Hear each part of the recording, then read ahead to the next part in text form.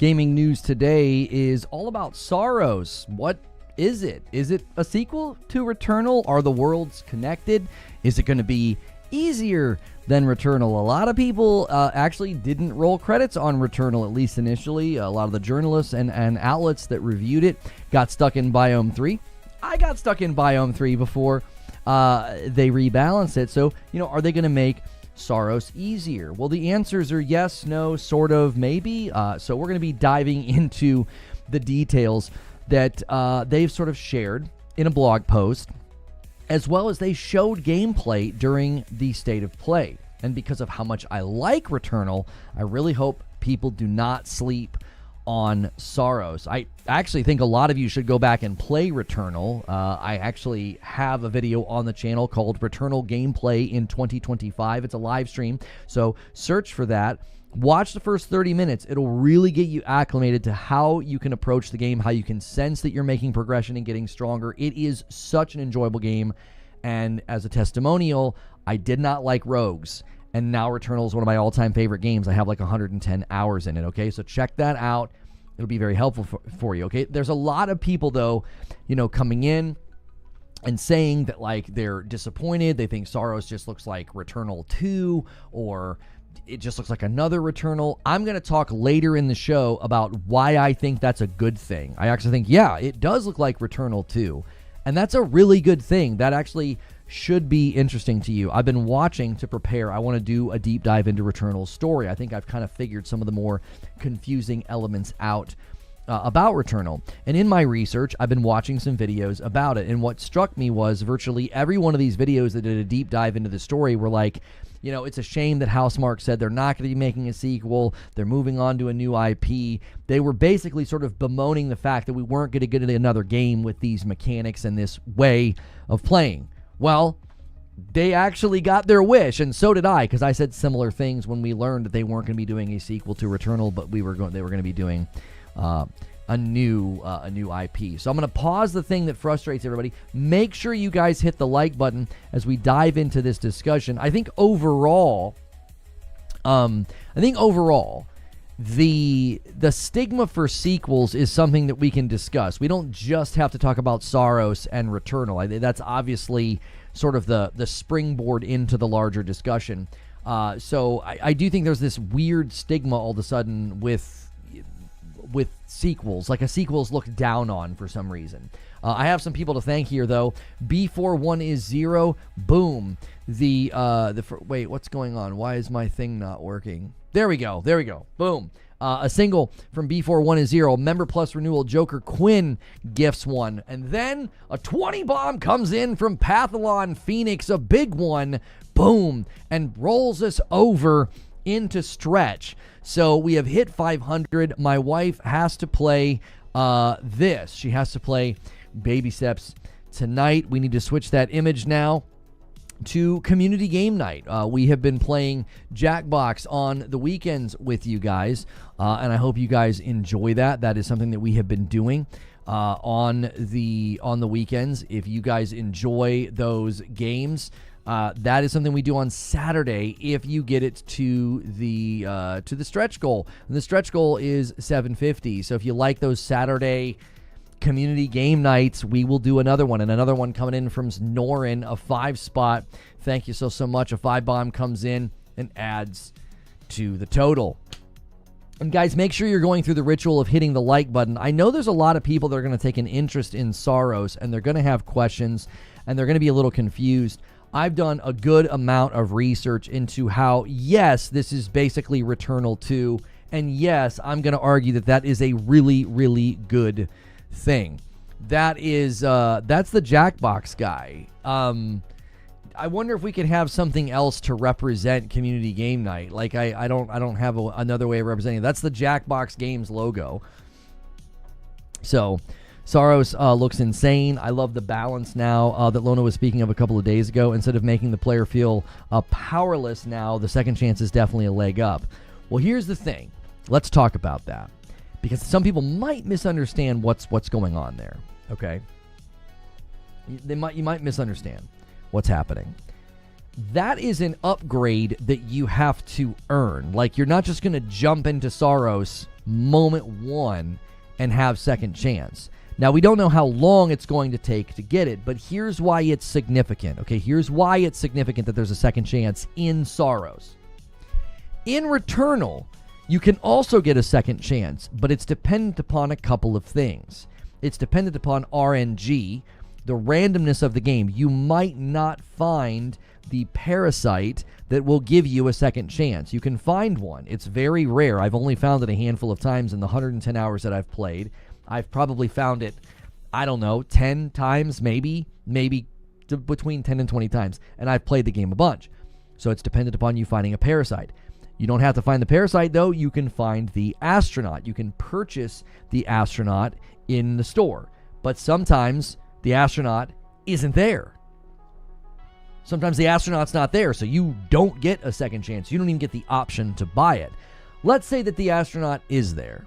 Let's just say, oh, there it is. I can buy the astronaut. I can buy myself a second chance. The dilemma that you're faced when you do that is you're choosing between a second chance and more power, something that might output your damage more, something that might make yourself have more health or more resilience or whatever, or they call it protection. So you either don't have enough cash, or you're going to use the currency that you have that's very limited sometimes if you're having a rough run, and then you're buying that instead of buying some power, okay? So their choice to make it a permanent upgrade is great, but you just got to know. You got to know. We don't know how long it's going to take to get that permanent upgrade. It might take a while. You might have to get a couple of runs under your belt and get some, and get some currency to buy it. W shirt, thank you. Yeah, in celebration of Wolverine, I've been wearing some X-Men shirts. Or the enhanced blade, which is also useful. Yeah, I'll be curious if they let us do that. If they let us, if they determine. I always thought they should have done that, if I'm honest. You know how they give you the grappling hook, and they give you the boots to go into the red liquid, and they give you the breathing apparatus to go down into the water. I always felt like the enhanced blade should have been a permanent upgrade, because you encounter those blade walls, and it's like. So let me get this straight. I need to buy a blade upgrade for like a wall that may have a good or decent item behind it, like health or something. You know what I mean? Looking down on sequels doesn't make any sense, says Derek in principle. What's better than an anticipated sequel to something great that turns out awesome? Empire Strikes Back, Street Fighter 2, Aliens, Uncharted 2, blah, blah, blah. You get it, right? Exactly. I don't understand why suddenly gamers are like so looking down and like poo-pooing on sequels. That doesn't make any sense to me. It doesn't add up, I'll say. I always say that sometimes there is an enhanced wall and the blade is never an option for purchase. That's another reason why I think they should have made it a permanent upgrade in Returnal. I think they should have made it something that like is just always there once you earn it, once you achieve it, just like the boots, just like the other things that you get that help you navigate the world better and get into more places.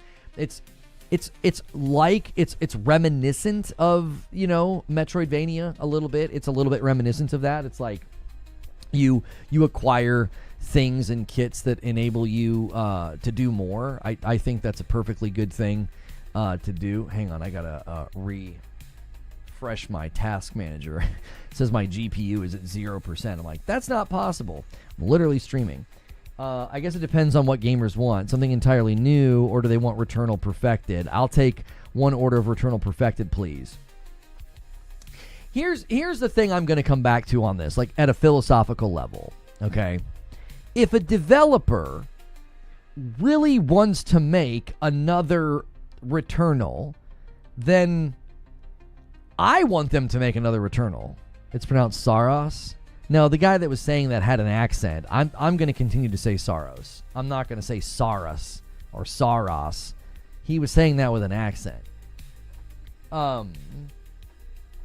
Housemarque not changing the gunplay and movement makes me very happy. It's a very great formula. I saw some people taking issue with that, and I didn't quite understand what their problem was. Because to me, it was like, they nailed it. It would have been like going from like Spider-Man 1 to 2 or God of War 2018 to Ragnarok and having them like fundamentally changing the movement. It's like they enhanced the movement and they evolved and enhanced the combat in both of those games, but they didn't like completely change it.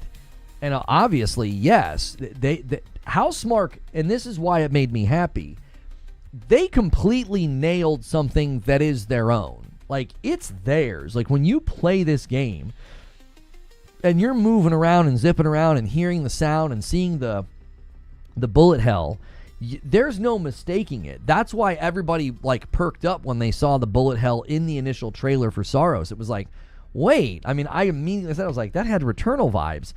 Because why? I mean, it's their thing, right? Saros. So from what I'm seeing so far, it's fresh and new. Oh, I thought you were being silly. It's fresh and new, with enough aspects graphically, MC mechanics, but still has the Returnal feel and vibe. I think it's the perfect cocktail for a sequel. Yeah, I am obviously very biased because I enjoy Returnal very, very much. Because I enjoy Returnal very, very much, I was bummed when they said, yeah, we're not going to do a sequel, we're going to do a new IP. And I was like, oh, well, their idea of not doing a sequel and doing a new IP is literally to do a sequel with a new IP. You know what I mean? To me, I think it's kind of a stroke of genius. The weapons upgrade and you start ripping through levels eventually. Well, there's something else they're doing in Returnal's sequel, in Returnal 2, in Saros, that I think is going to really help. They say that you're going to pick your gun, or guns. You're going to be picking between guns at the beginning. I actually argued this recently. I think that would have been a great upgrade for Returnal, that when you start, you would have walked up and you could have chosen between 3 weapons, and they would have each been random every time, but they would have been able to be like, okay, here are some of the perks that you've been working on. Here are some of the perks that you've unlocked recently, or something to that effect. Like, if you recently unlocked a perk, it would increase the likelihood that it shows up. And you'd be like, oh yeah, I just unlocked Hardened on a carbine. Let me grab this carbine, and I can start to, get a feel for these different weapons. I know people are going to say, oh, you tend to get a new weapon. You tend to get a weapon very early every time you play. Sure, but again, I think it would have tethered the character. It would have tethered the player to the sense of progression more. Yeah, there's nothing wrong with the pistol.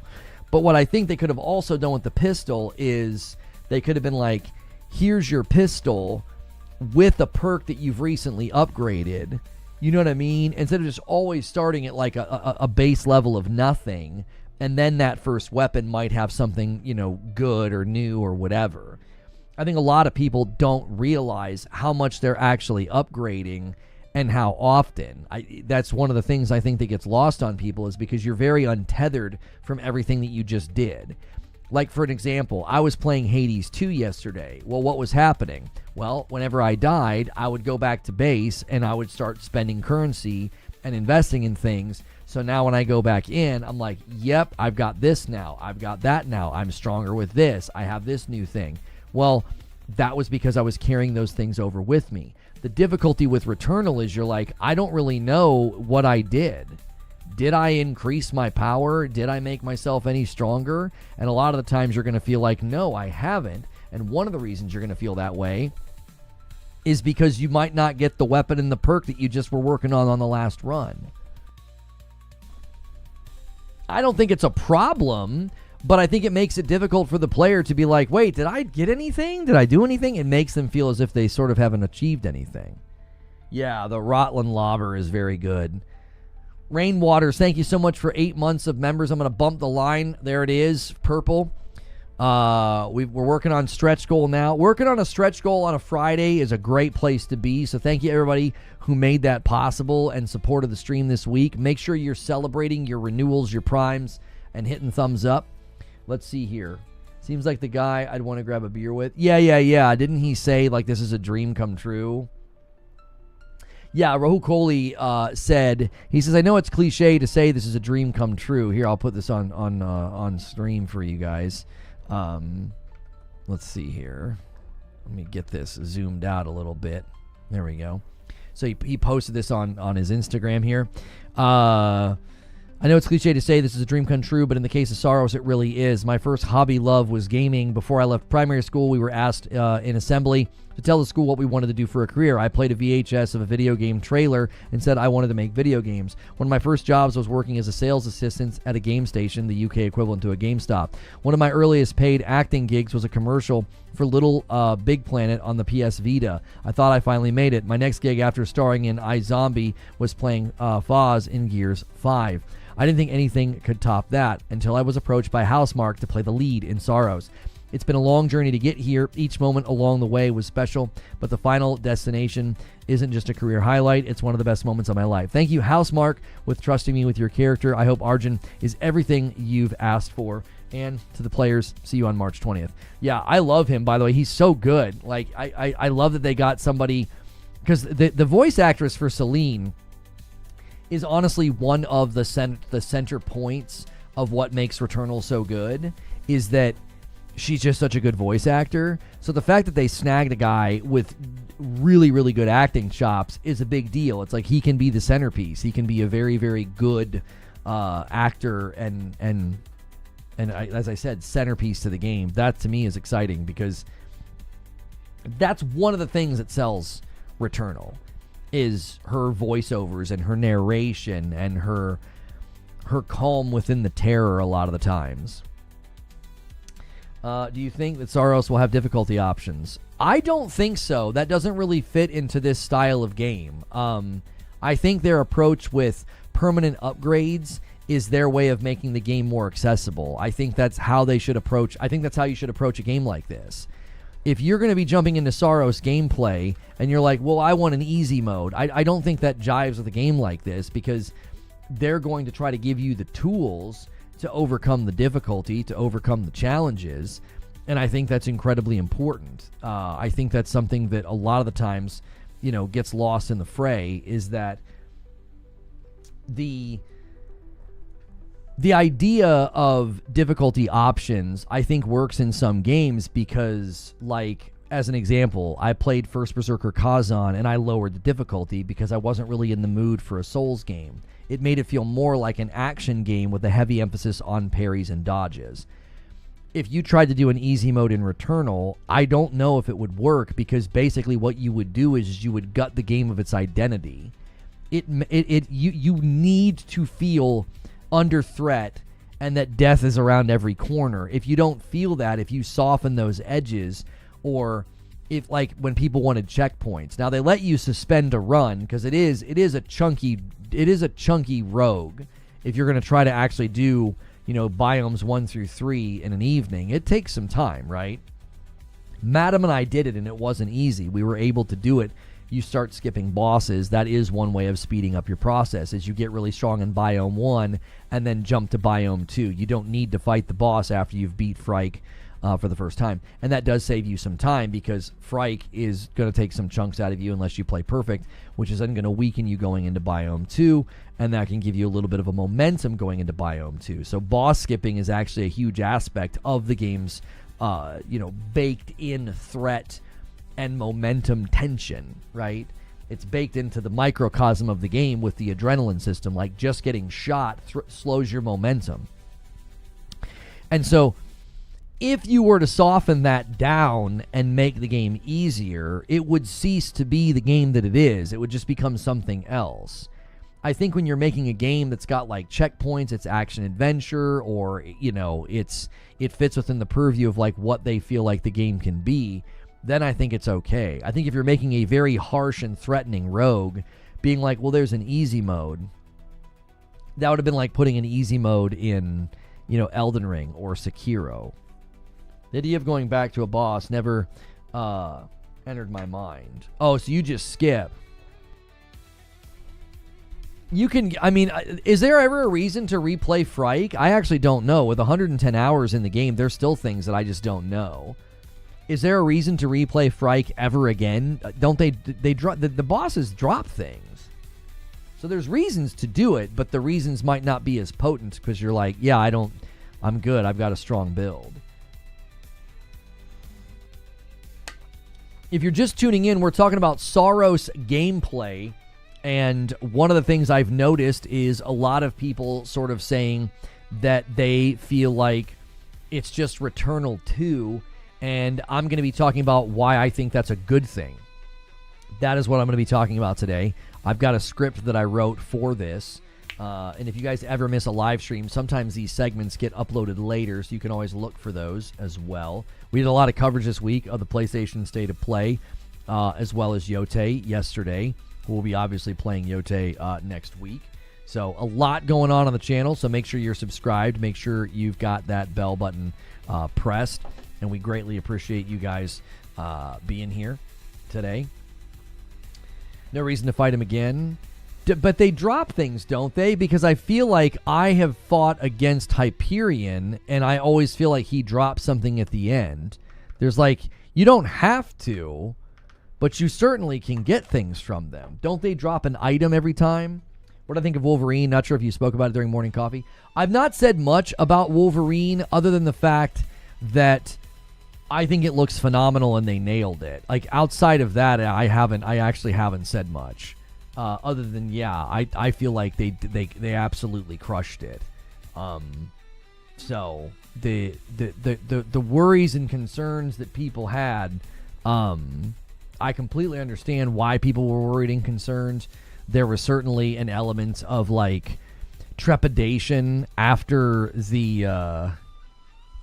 There was some understandable and justifiable, trepidation after the leak happened.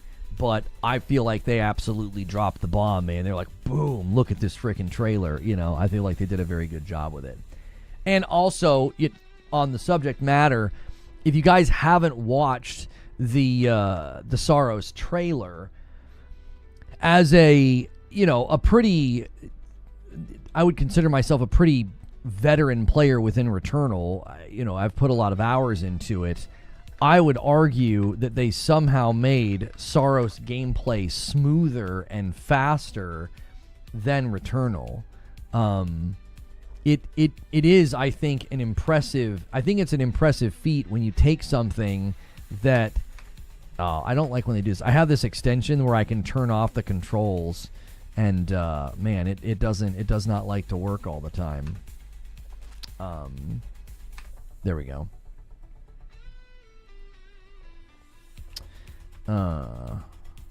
Chrome being a piece of garbage. Okay. So there's a couple of things to point out here. Wait, what is this? Why is that showing up? Oh, there we go. There's a couple of things to point out. I should probably move myself up just a touch. Yeah, let's go up here. Just do some analysis of the gameplay here. So beneath me, you have the radar. Now, the radar is one of the things that you've really got to pay attention to. If you're playing Returnal and you're not watching the radar, you're playing at like half of awareness, because things will get on your flank and behind you, and you'll save yourself a lot of frustration and a lot of pain by looking at the radar. And then obviously over here we have his health represented by this shape. So they have changed the UI enough that it has its own feel and identity, but it very much is the same amount of information that you get in Returnal. Your Tsushima video is amazing. Very well done. Oh, thank you. If you guys haven't watched that, be sure to check out Ghost of Tsushima. It's a 33-minute video that I did, a bit of a deep dive on Honor.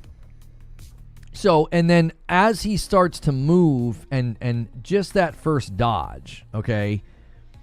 Just this first dodge, I think you get a feel for they have elevated the smoothness of the game up.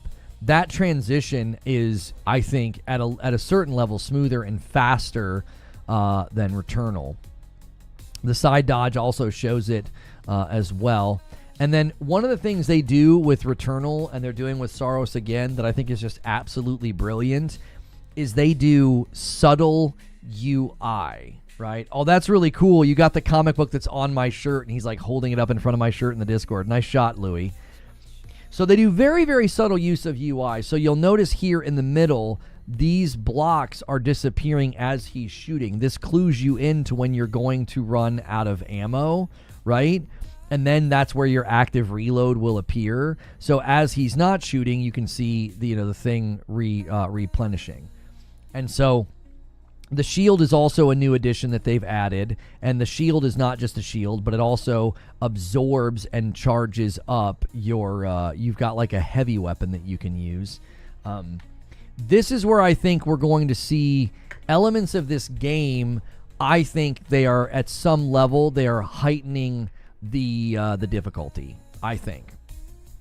I think they're heightening the difficulty a little bit. And so you can notice that in some of the attack patterns. Like this is a pretty significant uptick in speed and number of bullet projectiles. Absolutely kills me that he doesn't pick up the currency on the ground there to his right. He just keeps on going. That one's a little soul crushing. He opts to use the shield here instead of the iframes of the dodge, and now we get our first taste of what the blue bar beneath means, okay? So the blue bar beneath in the center is almost fully charged here. He's going to opt to use it, boom. And you notice, again, subtle use of the UI is always educating the player. So I've not even been told this by the developer, but I'm fairly certain I can interpret what's going on here. When he goes to use it, he has 3 shots. Now, this could mean he can charge up and use all 3 in one crazy blast, and maybe it takes longer. Or this could literally just be communicating you have 3 shots currently charged up. The shield, when it absorbs energy, it enables you to do what he's about to do. Boom. And so he uses one, and then the bar goes back together. I feel like, they're the UI masters. I think their use of the UI to educate the player on things is phenomenal. I think they do a very, very good job with that. You always kind of know what's going on in Returnal. You've got everything kind of available to you. So there you saw him use another one. So he's going to use another shot from his strong weapon, and now he's out of the blue. Saros and Wolverine seem to suffer from a lot of breakup in the image from YouTube compression. If you look at the trailer images from far away, it look like glass being broke up. I know it will be cleaner. This has always been a problem with doing anything on YouTube. If you watch my Returnal gameplay in 2025 live stream, I'm streaming with AV1 and at a very high resolution, and it actually cleans up the image quite a bit. I think it's one of the best looking gameplay streams I've ever laid eyes on. So I would strongly recommend watching that. There's almost no compression because of the bit rate that I stream at, and the AV1 as well, cleaning up the imagery quite a bit. So they also said there's going to be NPCs in this, and you can see here it's possible he's conversing with one, or this is a recording or a hologram. We don't know. This seems to be this could be who he's looking for. I don't know. I would need to listen to it again. I had people saying, that they thought he was searching for Celine. We had a bit of a discussion this morning in Morning Coffee. There are far too many clues that what happens in Returnal isn't real. I think there's just way too many clues to think that in Saros he's looking for Celine, or that he's somehow connected to her universe. If this is connected to Returnal in any way, I would be very, very shocked. I don't think that's the goal. I don't think that's the point. I think the mechanics are obviously very similar. The dodging, the jumping, the shooting, the active reload, the bullet hell. The speed of this game is just so significantly faster. And so there's your active reload. I'll show it to you. There's your active reload right there.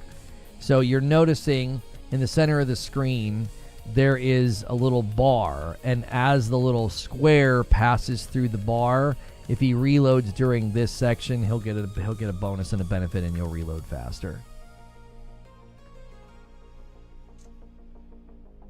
In her head, guilt of killing her child. Yeah, I mean, much of what happens in Returnal is obviously meant to be, showcasing the fact that she's suffering from something. And this again right here is this is a huge uptick for players that are a little maybe you're a little skittish about a rogue. the idea of dying and starting over, you're like, yeah, I don't know about that. You will not have this at the beginning, okay? That needs to be clearly stated. I don't want anybody getting the wrong impression. So you will not have that at the very beginning. You do unlock it permanently though, which is nice.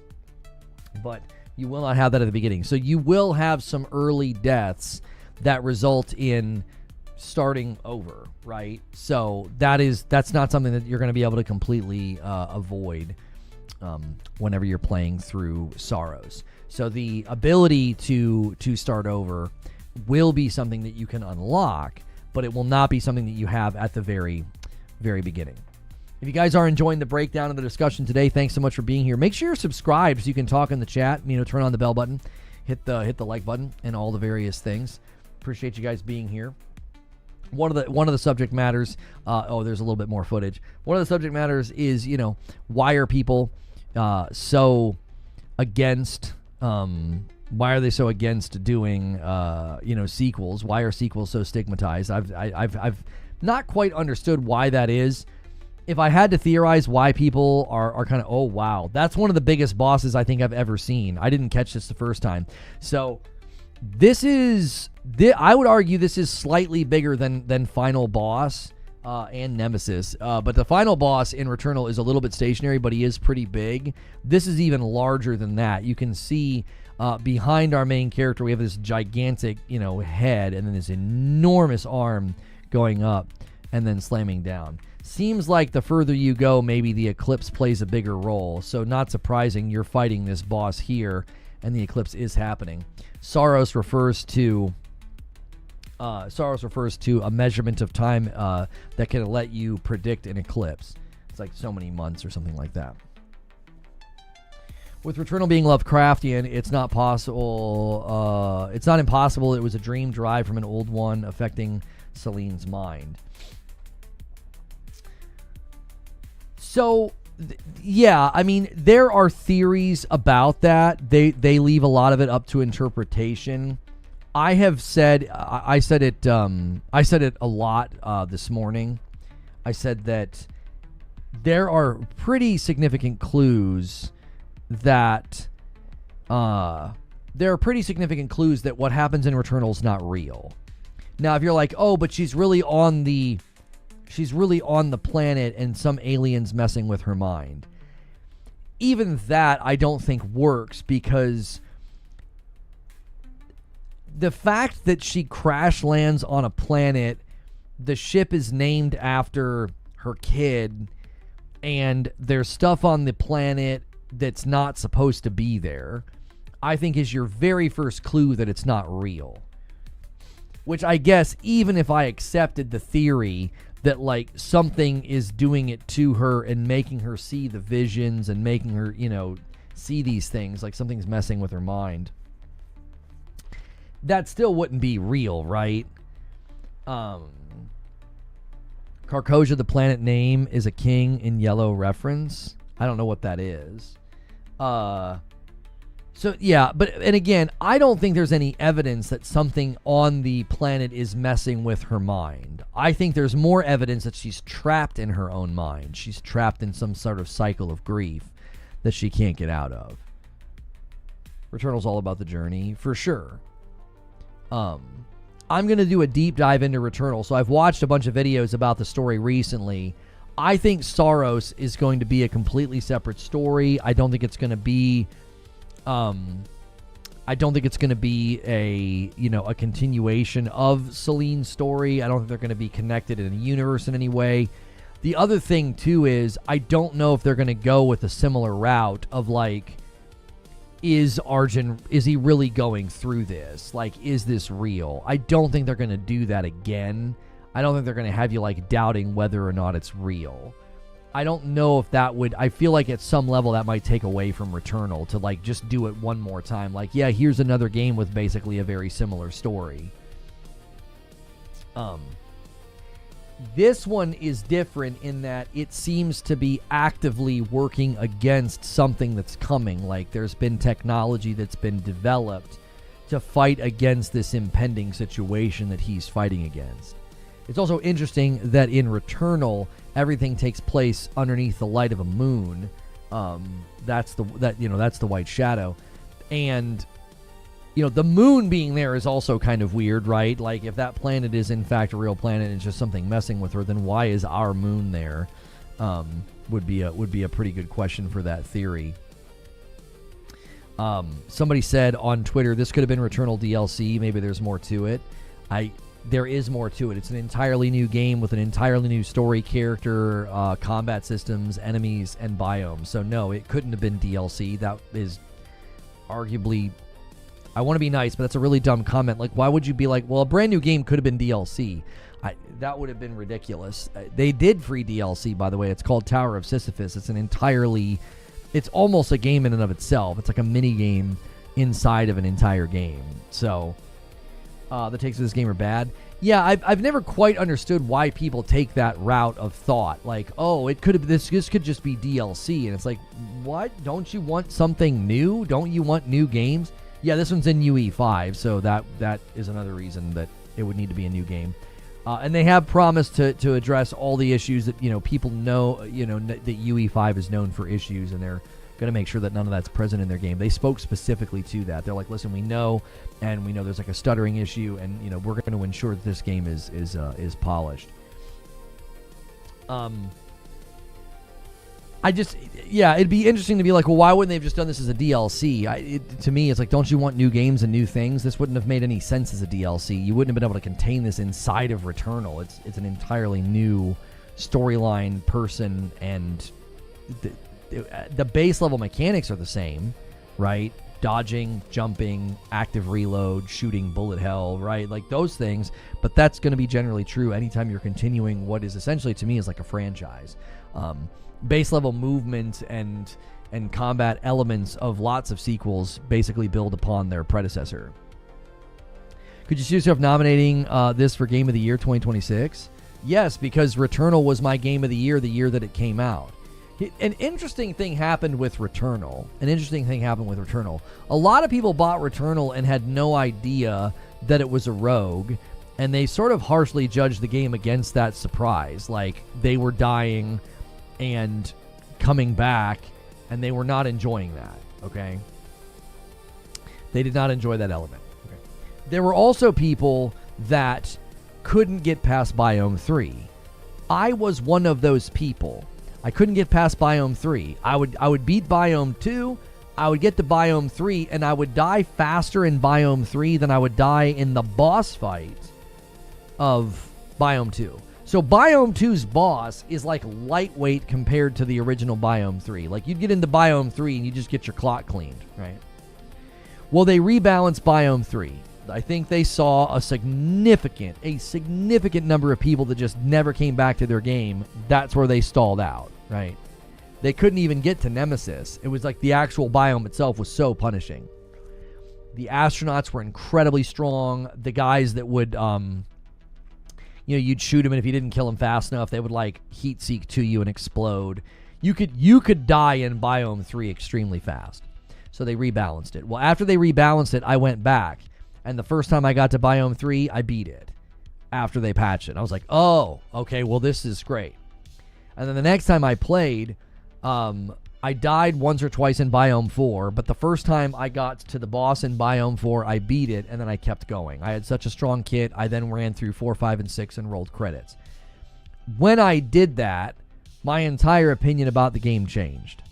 Like, everything I thought about Returnal changed at that point. I was like, this is the Game of the Year. This is the best game I've played this year.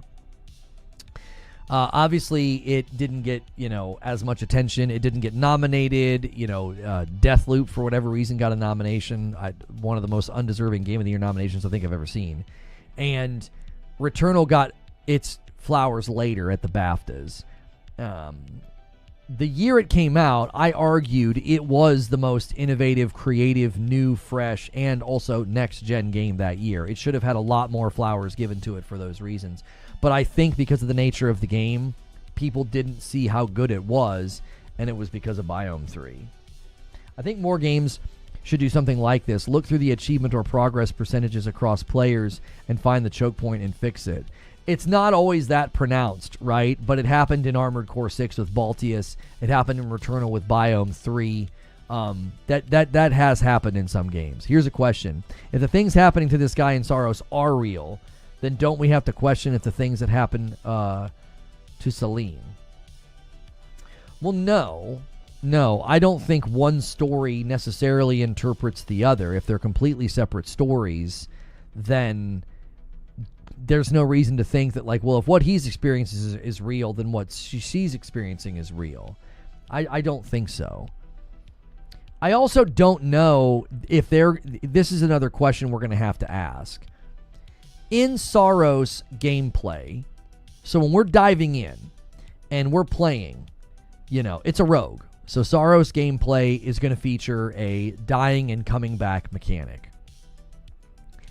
He seems to have knowledge of it in a different way than Celine does. It's almost like he anticipates it, like they've built technology or something that's allowing him to do this. That's not what happens to Celine. Celine is quite literally surprised by it, almost befuddled by it, like, wait, what?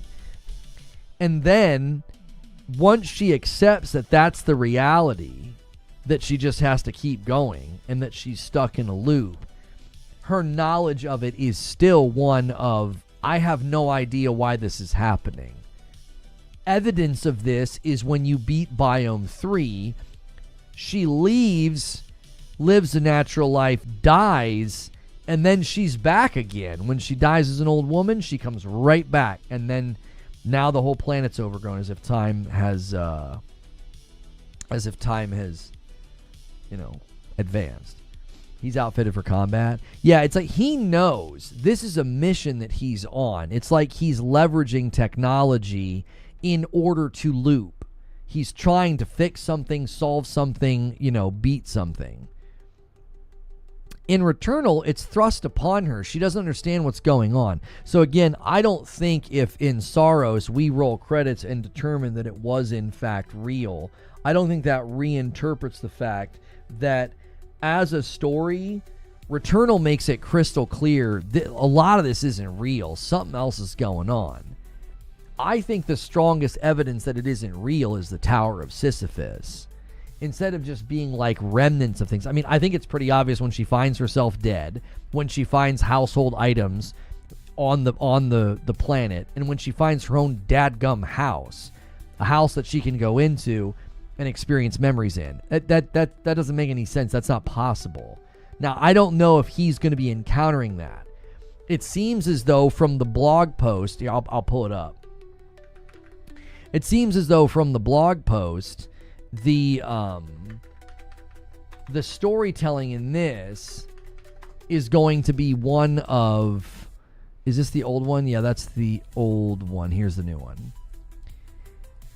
It seems as though you're in a place and you're actually piecing things together. Now, somebody would say you do the same thing in Returnal, right? You're finding recordings, you're finding holograms, you're finding various things, right? But in this one, it says here, it's a shape-shifting hostile planet, one that changes on every death and offers a wide variety of environments and enemies, okay? In the gameplay first look, we see our protagonist, Arjun Devraj, exploring the planet as a total eclipse nears. Along the way, he finds Nitya Chandran, performed by Shinori Ramanthan, one of the ensemble cast, as a key character. The stunning environment he explores is that of a lost ancient civilization, fueled by the twist and enlightenment of the eclipse. This is just one of the biomes in our amazing team. Okay. Where is the stuff about the NPCs and audio files and stuff? Let me find it. Here we go. We wanted to highlight how we're expanding our storytelling in Saros. Along with grounded voiceovers, stunning cinematics, haunting audio logs, and conversations with our ensemble cast of NPCs, there are also Saltari holograms detailing what happened on Carcosia as you explore. If you choose to collect them, they are vital to discover what happened on the hostile planet. There's also more surreal and mysterious storytelling sequences that we will share more of in the moments ahead. Okay, so this right here, if he's just there exploring and there's never any weirdness or memories or stuff like that, then we would say it's a very different approach to storytelling. But this right here, the surreal and mysterious storytelling sequences, might pull me back into, nope, this is another study in some form of psychosis. This is another study in some form of, mental jail, mental prison, some kind of a cage. Saros only affects Returnal if it's proven that they are in the same universe. As far as I understand it, it's a spiritual successor, so only related through game mechanics. I thought they asked the question, is Saros connected to Returnal? I thought they answered this question before. We're definitely dealing with the sun and moon situation. I thought they did an interview where they said no. Saros is not Returnal 2, but also it totally is. I thought for sure they did an interview where they spoke to this. You've seen him in Midnight Mass. Yeah, he's the sheriff in Midnight Mass. He's a really good actor. Let's see. Housemarque reveals gameplay footage. I can't find the interview. I thought for sure they did an interview and said they are not connected. I thought they definitively answered the question. So I may not be able to find it. Maybe I'm imagining it. But I thought for sure I saw one where they said no, the universes are not connected. That I think again would be weird, especially a game, like Returnal, where there's a lot left open to interpretation. There's a lot of mystery and is it real, is it not? To suddenly have it connected to another universe, it would be like you'd need to explain that to some degree. Does that mean that what happened in Returnal is in fact real? So the biggest tie between the two is continuing the Lovecraft connection. I bet the person he is seeking is dead and has been dead for some time. Right, so Returnal would be about guilt, and this one could be about grief. I have noticed, I don't know if you guys have noticed this, there have been a lot of games about grief lately. Expedition 33 was about grief. Death Stranding 2 was about grief. Saros could very likely be about grief. It could be. An eclipse sort of being a pretty strong symbol of grief, something that blocks out the light, something that takes the light away. I mean, grief is often described as feeling like you're living in a shadow, you're living in the darkness. So there could certainly be something said for that Returnal would be about guilt and Saros would be about grief. And if he is looking for somebody that is dead, because in Returnal, the difference between Returnal and Saros is he's looking for somebody that he lost, and in Returnal, she's trying to escape something that she did. That's what's significant about Returnal. She's stuck and can't get out. It sounds like he would be looking for somebody that he lost, and in Returnal, she's trying to escape. It's there's two different things going on. There's a lot of themes of blocking light or time running out until the light fades. Creatures with many arms, with hands covering their eyes, like a see no evil thing, or feeling guilty or not acting upon something. Yeah, I mean, QBZ, thank you so much for the member plus. Let me add this to the total here, 517 on the week.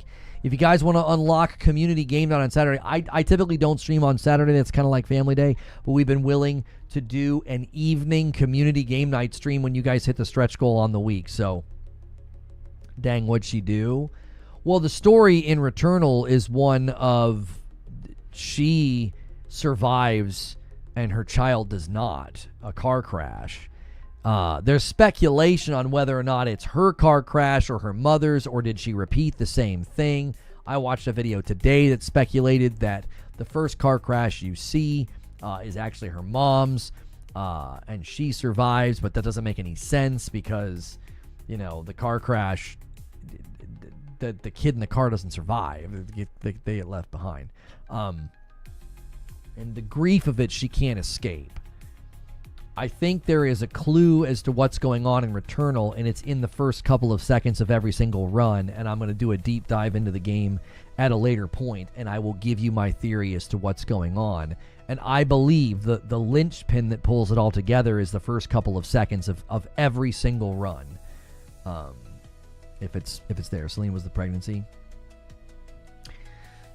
Yeah, there's that theory that, yes, that it's a completely different car crash, that Thea is in a car crash and loses somebody, but Celine survives because Celine hasn't been born yet. So, yeah. I'll do my best because it's very, very murky. It's very difficult to understand what exactly happened because there's parallels between their lives. There are parallels between Celine and her mother's life. And so it's difficult to know, is Thea even real? Like, is it just Celine? Or is Celine living in the shadow of her mother? Which is, I think that's what Tower of Sisyphus is about. I think the DLC Tower of Sisyphus is meant to be that. You can't run around in Returnal like a regular third-person shooter. You have to have twitchy hands and be constantly dodging and moving, or you won't make it far.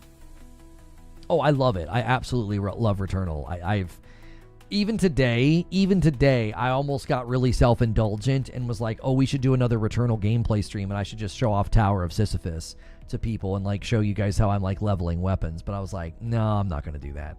I wanted to. Maybe I should have, since today's all about Saros. It still sucks that Ready at Dawn did not get a chance to blossom like Blue Point or Housemarque. Thank you so much for 44 months, Raven, bumping the line to 518. Thank you. We do it. I didn't make the thumb. I don't have it. Omar says do it. You know what? Maybe we could make that part of Stretch as well or something. Like if you guys do it, you can just roll us over and I'll go make the thumb. You should, because I've never played it. I have no idea what you're talking about. Well, the Returnal gameplay in 2025 stream is perfect for that. If you guys haven't watched that stream yet, that is a wonderful stream to get you acclimated to the core game of Returnal. Returnal, as a game, a lot of people get lost in the sauce because they don't feel like they're progressing. And you are progressing, but it's difficult to tell. And that video, it's a long live stream, but the first 30 minutes are the most important, because I walk you through the systems and I orient you to the game. I've had many people come back to that live stream and they've said, thank you so much for doing this. I jumped back in and rolled credits. I got a lot of people to go back and give Returnal a second chance, and they were so glad that they did, and my video kind of helped them get there. So if you're looking for that, you could watch that stream. Tower of Sisyphus is a free DLC side thing in the game that's really, really good once you're sort of done and wanting to level weapons, because it's one of the fastest way to level the weapons, which I suppose I could do that today for you guys. Hang on, RoboQuest has an announcement in their thing here. Flat 2 VR Studios is working on the VR version of RoboQuest, and as a matter of fact, the development's going well. We're following them, helping them, and they need, as soon as we have need help from you guys. Okay, so they're testing RoboQuest's VR. Well, if you can't fix PlayStation, so if you can't fix the internet, although my wife and I are now on separate internet and we had no issues in Borderlands last night, so maybe we need to go back to RoboQuest at some point. Which stream is that? Sorry, I missed what you said. If you go to my YouTube channel and you search for Returnal gameplay in 2025, I mean, I'll just make a command, honestly, so people can watch it. It's a really, really helpful stream. I'll just do that. I will make a command, and then you guys will be able to have that anytime. It's a very, very helpful stream, I think. So we'll do, hang on, we'll do it in both. We'll go add com Returnal. Wants to get into Returnal, watch the first 30 minutes of this live stream.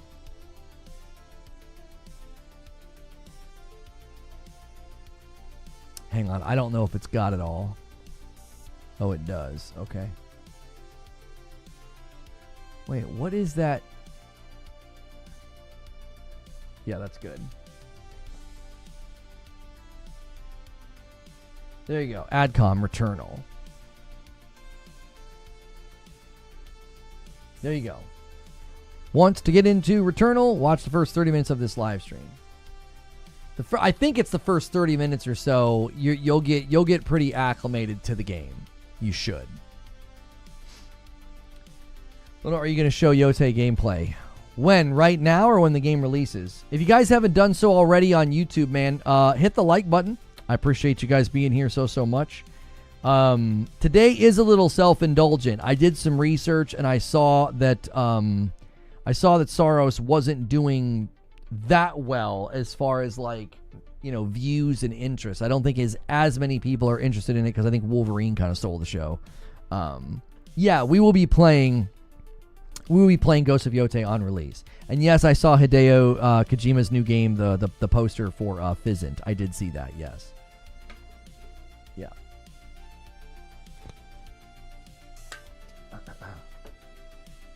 I don't even know did they make a logo for Returnal Tower of Sisyphus? I never know how to spell Sisyphus. Oh, I actually got it right on my first try. I don't know if they made a logo for it. I don't think that they did. No, they didn't. Oh, it's called Ascension. Returnal Ascension was what they called it. I don't know if that has a logo. It's just like text beneath it. Yeah, it doesn't look like it.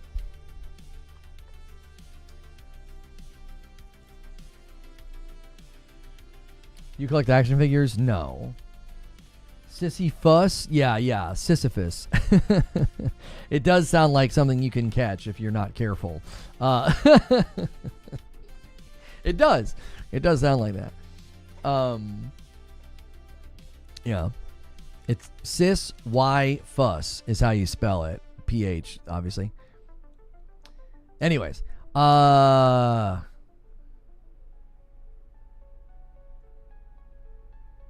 He could not be more clear in February. What's this quote about, Zyber? What's the quote about? So this is in February. Was this when they debuted it? All right, let's see. Exact state of play quote. All right, let's see. Hang on. All right. It's launching next year on PS5 and enhanced for PS5 Pro. Saros is the ultimate evolution of the Housemarque gameplay first experience. It's a new single-player IP that builds on Returnal's award-winning third-person action. It's launching next year on PS. I'm not. What are you saying is super clear here? Are you saying it's clear that it's not connected to Returnal? I mean, what are you saying is clear in that quote, Zyber? That it's brand new and it's not going to be, you know, Returnal. It's going to be, you know, something else.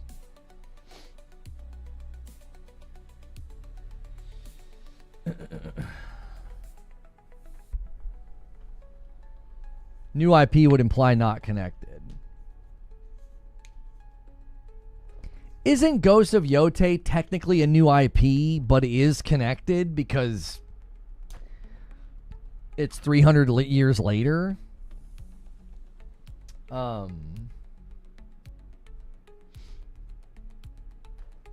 He's building on Returnal's gameplay.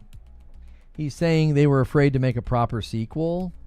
I think that's a, you know, really disingenuous read of what he said. What do you mean they were afraid to make a proper sequel? That doesn't make any sense. Or maybe they feel like the first game was like really, really well done and they didn't need to do a sequel. I mean, I think that would be a more accurate depiction of what they did.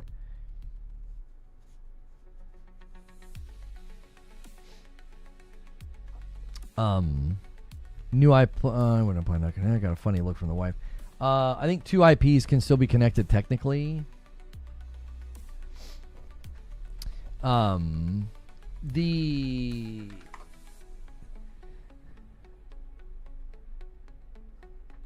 disingenuine is not a word. Okay, it was disingenuous then. Like, disingenuine would be potentially, I guess, a, you know, a colloquialism of a real world, disingenuous. I mean, what you said was disingenuous. I mean, it was obvious they weren't like, we were scared to make a proper sequel. I mean, there's not really a way to make a sequel to Returnal. It was like their decision to not make an actual, like, concrete sequel to Ghost of Tsushima. It was a contained story. They ended the story, and in Returnal, it's like there's no real way to go anywhere. If you've played it and looked at all the lore and all the recordings, it's like, unless you spent the second game solving the mystery, which I think would be somewhat of a damage to why the first game is so good, is that it is mysterious. So, even without Wolverine, I doubt Saros would have gotten much more attention. The gameplay just isn't for everyone. Returnal's numbers as of February are under 2 million units, which kind of proves the point. If I'm wrong, just ignore me. I don't think there's a way to be wrong or right. You're just saying your opinion, and I think there are a lot of people that look at a game like Returnal or Saros and they're like, I'm just not interested. I think that's true of every game. There are obviously going to be games that have broader appeal, but I think every game is going to have that, like, yeah, that's not really for me. There's always going to be a crowd or percentage of the consumer base that just sort of shrugs at a game. I think there are games where that probability goes up because rogues especially, I think, rub people the wrong way. For the longest time, I didn't like rogues at all. It was like, I don't want to start over. Well, then you play one that kind of hooks you and it kind of clicks and you're like, oh, I get why people like these games. I think that's what it typically takes. Something to unlock the key, to unlock the lock. A key to liking rogues is usually playing one that, like, grabs you. I think there's probably a lot of people that were never really into rogues, and it wouldn't surprise me if Hades is a game that really converted them. So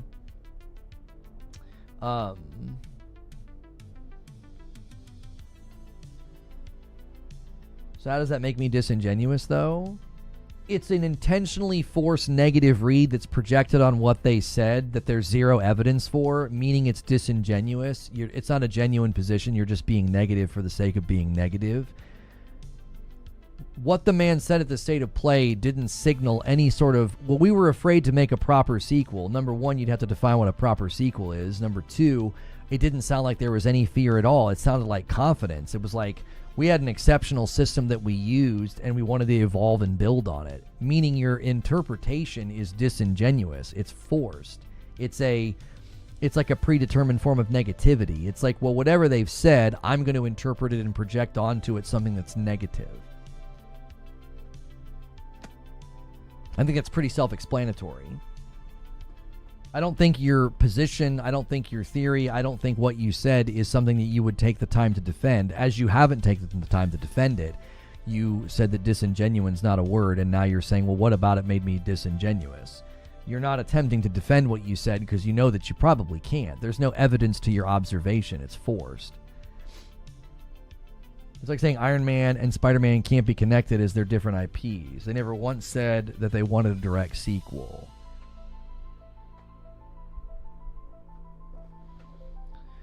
So it's wrong, you're saying, which I might concur with reasonable evidence. There doesn't need to be evidence to prove your claim false. You would have to first provide evidence to prove your claim true. The burden of proof is on you. You made the observation. Therefore, you would have to provide evidence that your observation can stand. Like, if I watched what he said and I made the observation, they sound really confident in what they built and they wanted to evolve it and make it better. There's evidence to my observation within the statements, the verbs, the nouns, the vocabulary that he used, right? Your observation has no evidence, therefore burden of proof would be on you to say, well, here's evidence that they were afraid to make a proper sequel. So if you're going to make that level of observation, you would have to then provide evidence that your observation is sound or reasonable. I don't think that it is, which is why I very quickly dismissed it and said it was disingenuous, because it wasn't based on anything. It was just like oh yeah, they sound scared to make a proper sequel. And it's like, I don't think that's what he said at all. If anything, it's the opposite. It sounded like they were very confident in what they built and they wanted to go further with it. And as Lobo is saying, I don't think there was really room for a sequel. Just like with Jin Sakai, I don't think there was anything more to do with Jin Sakai. I don't think there was any more ways to use, to use his character. And I think similarly with Returnal and Celine, if they would have attempted to do another game, it would have just been her potentially fixing her ship and traveling to a new planet and going through the cycles all over again. But the question you'd have to ask is, how did she break the cycle of dying and starting back on Atropos? Like, how would you explain that? It wouldn't, I think it would actually arguably hurt Returnal. Unless she's still on Atropos, and unless she somehow resets the cycle the same way she does with Biome 4, and then there'd be a Biome 7. But again, I think they made the right call. Why might he be being genuine? Because he's innocent before proving guilty? I was doubtful he made any claim to innocence about my suggestion. Again, you're presuming something there's no evidence for. In order for your presumption to be true, we would then have to say he's being dishonest, he's lying, he's not confident, and they're scared, okay? So what we're doing is we're creating a fiction. There's no evidence to it, so you're presuming that all these things would be true. In order for your observation to be true, he would have had to stand in front of that camera and willfully lie, to be like, we're really not confident, we're really scared, we were scared to make a proper sequel. Your attempt to intellectualize this is, I guess, at some level admirable. I mean, it was obvious you were being disingenuous. To try to dress it up and to make it intellectual, like, well, what, he's innocent until proven guilty? Innocent of what?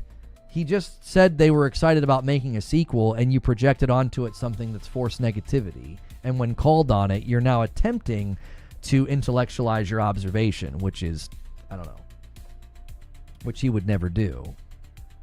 The likelihood of him standing in front of the camera and, yes, flat out lying is very, very low, if not at a 0 of probability. Meaning your observation has now, I think, been proven to not just be disingenuous, but probably also proven to be stupid. Like, we've really come the full gamut here.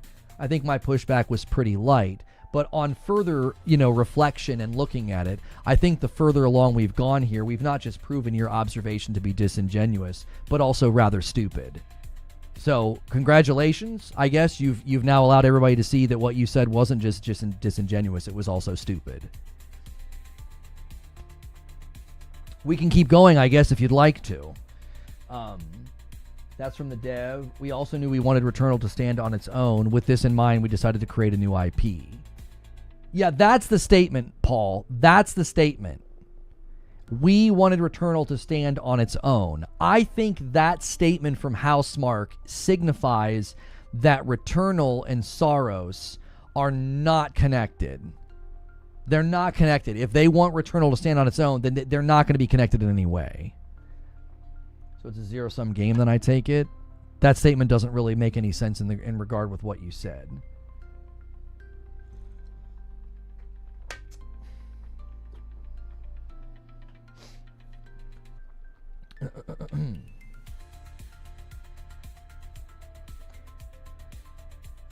When Lono goes all professor and starts to use big words, while explanation of phonetics as a relation to language and how psychologically it can be interpreted, I have to really pay attention to understand it all. Who's Lono dugging on? I don't know. I'm not sure what Chris is on. We're talking about Saros. I showed a clip from the state of play, and he said it sounds like they're afraid to make a proper sequel, and I'm like, that doesn't make any sense at all. There's no evidence that they're scared. They're posturing lots of confidence in every interview I've seen about it. The blog post alone that says, we knew we wanted Returnal to stand on its own, so we decided to create a new IP. That signals the motivation was, this is a great thing that we made. We want to do it again, but we don't want this thing to now be attached to a new thing. We wanted it to stand on its own. So I think, again, there's far more evidence that there's a strong level of confidence from them in what they built in Returnal, as well as in what they built with Saros. I think they're signaling the opposite of fear. Now, if they're just If it's all PR and they're lying and they're terrified and they're scared, I guess that could be true. That seems, again, forced.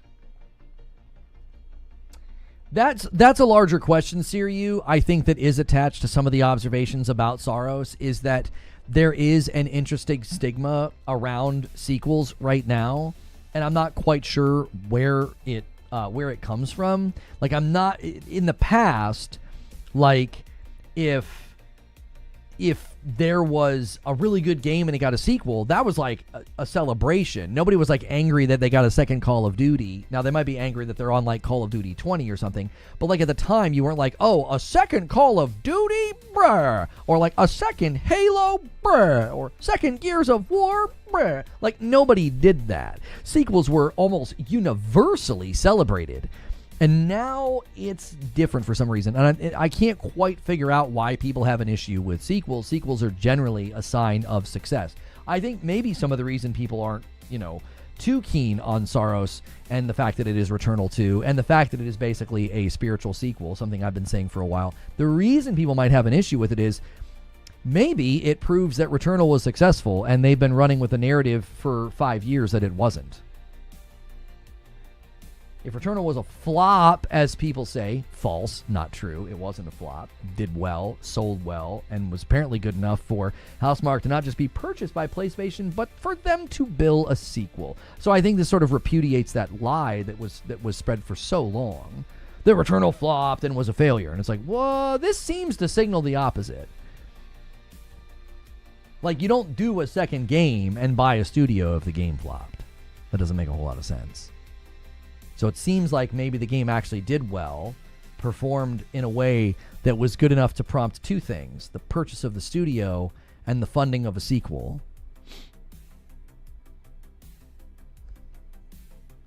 A super chat from King Sovereign. To come is easy and take hours. To go is different and may take centuries. From the King in Yellow. Using Carcosia as the setting is interesting. Returnal seemed very self-contained. A sequel wouldn't even make any sense. I especially think that that's true with respect to Tower of Sisyphus. I think Tower of Sisyphus really cements it as like a contained story. Yeah. Please read my last message. What is your I have a problem on Twitch. You got unbanned my laptop. My parents didn't resync.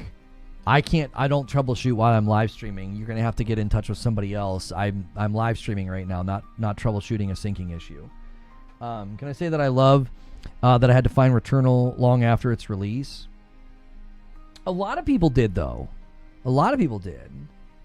There was I think a sense of, yeah, don't play that game. It's a rogue. Don't play that game. You start over. I think a lot of people did that. They avoided the game for that reason. They were like, yeah, I don't want to play that game. Then I think when they nerfed Biome 3, and then when it won Game of the Year at the BAFTAs, or at least it got a Game of the Year nomination at the BAFTAs, I think people started to think differently about it. They were like, wait, what is this game? Like, why is everybody talking about this game? I think it had like a little bit of a resurgence. Now, I didn't cause the resurgence, but I've caused a handful of people here I've caused to go back to the game or to try for the very first time. So, yeah, people want me to play Tower of Sisyphus today.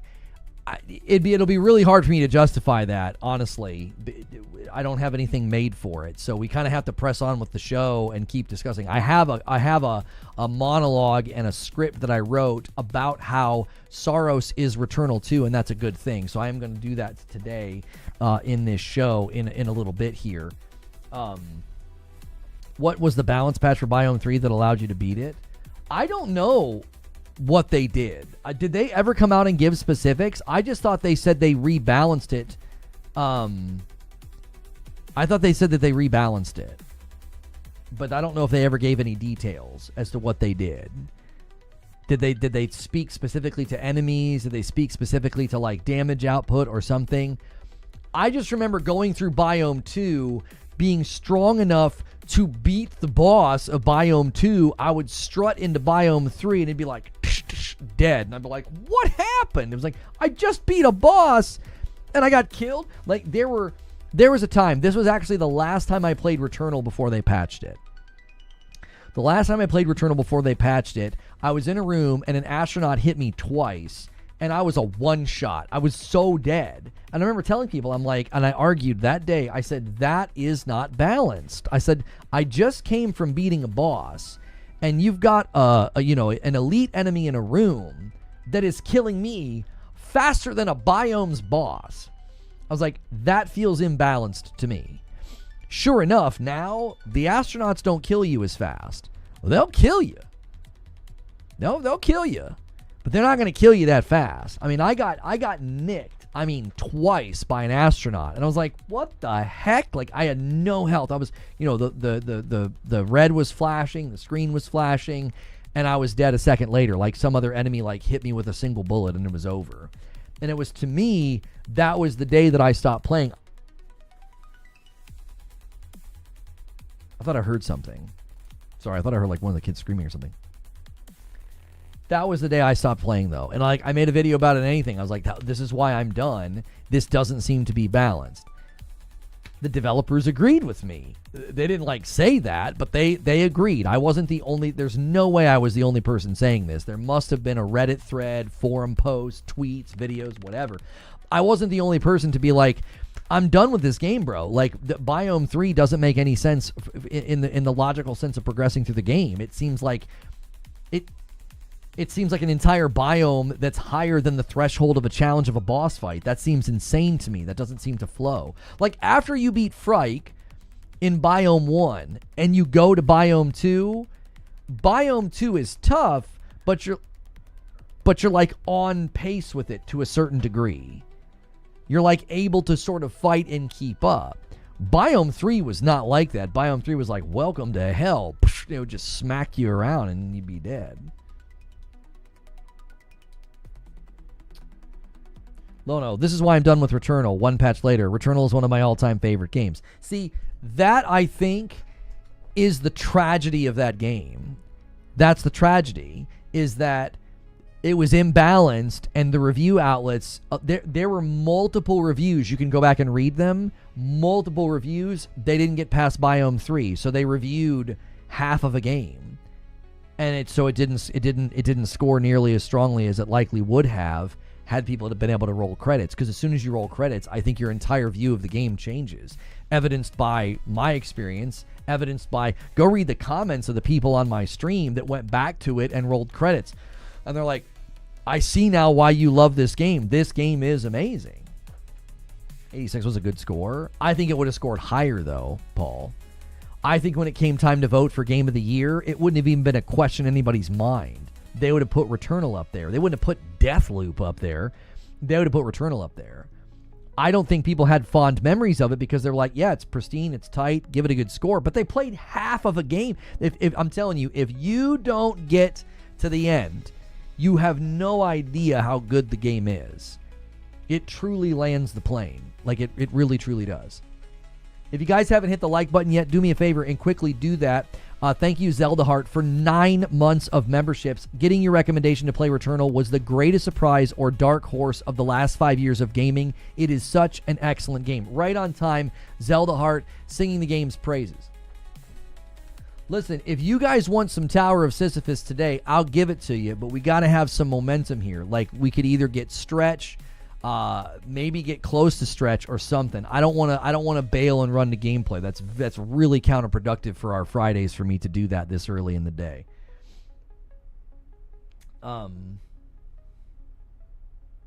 Tragedy is children starving, not games getting bad reviews when they're good. I mean, words have a range of meaning, and the context defines their meaning. So within the discussion, you can say that something is a tragedy and it not necessarily be like a real-world measurable tragedy, right?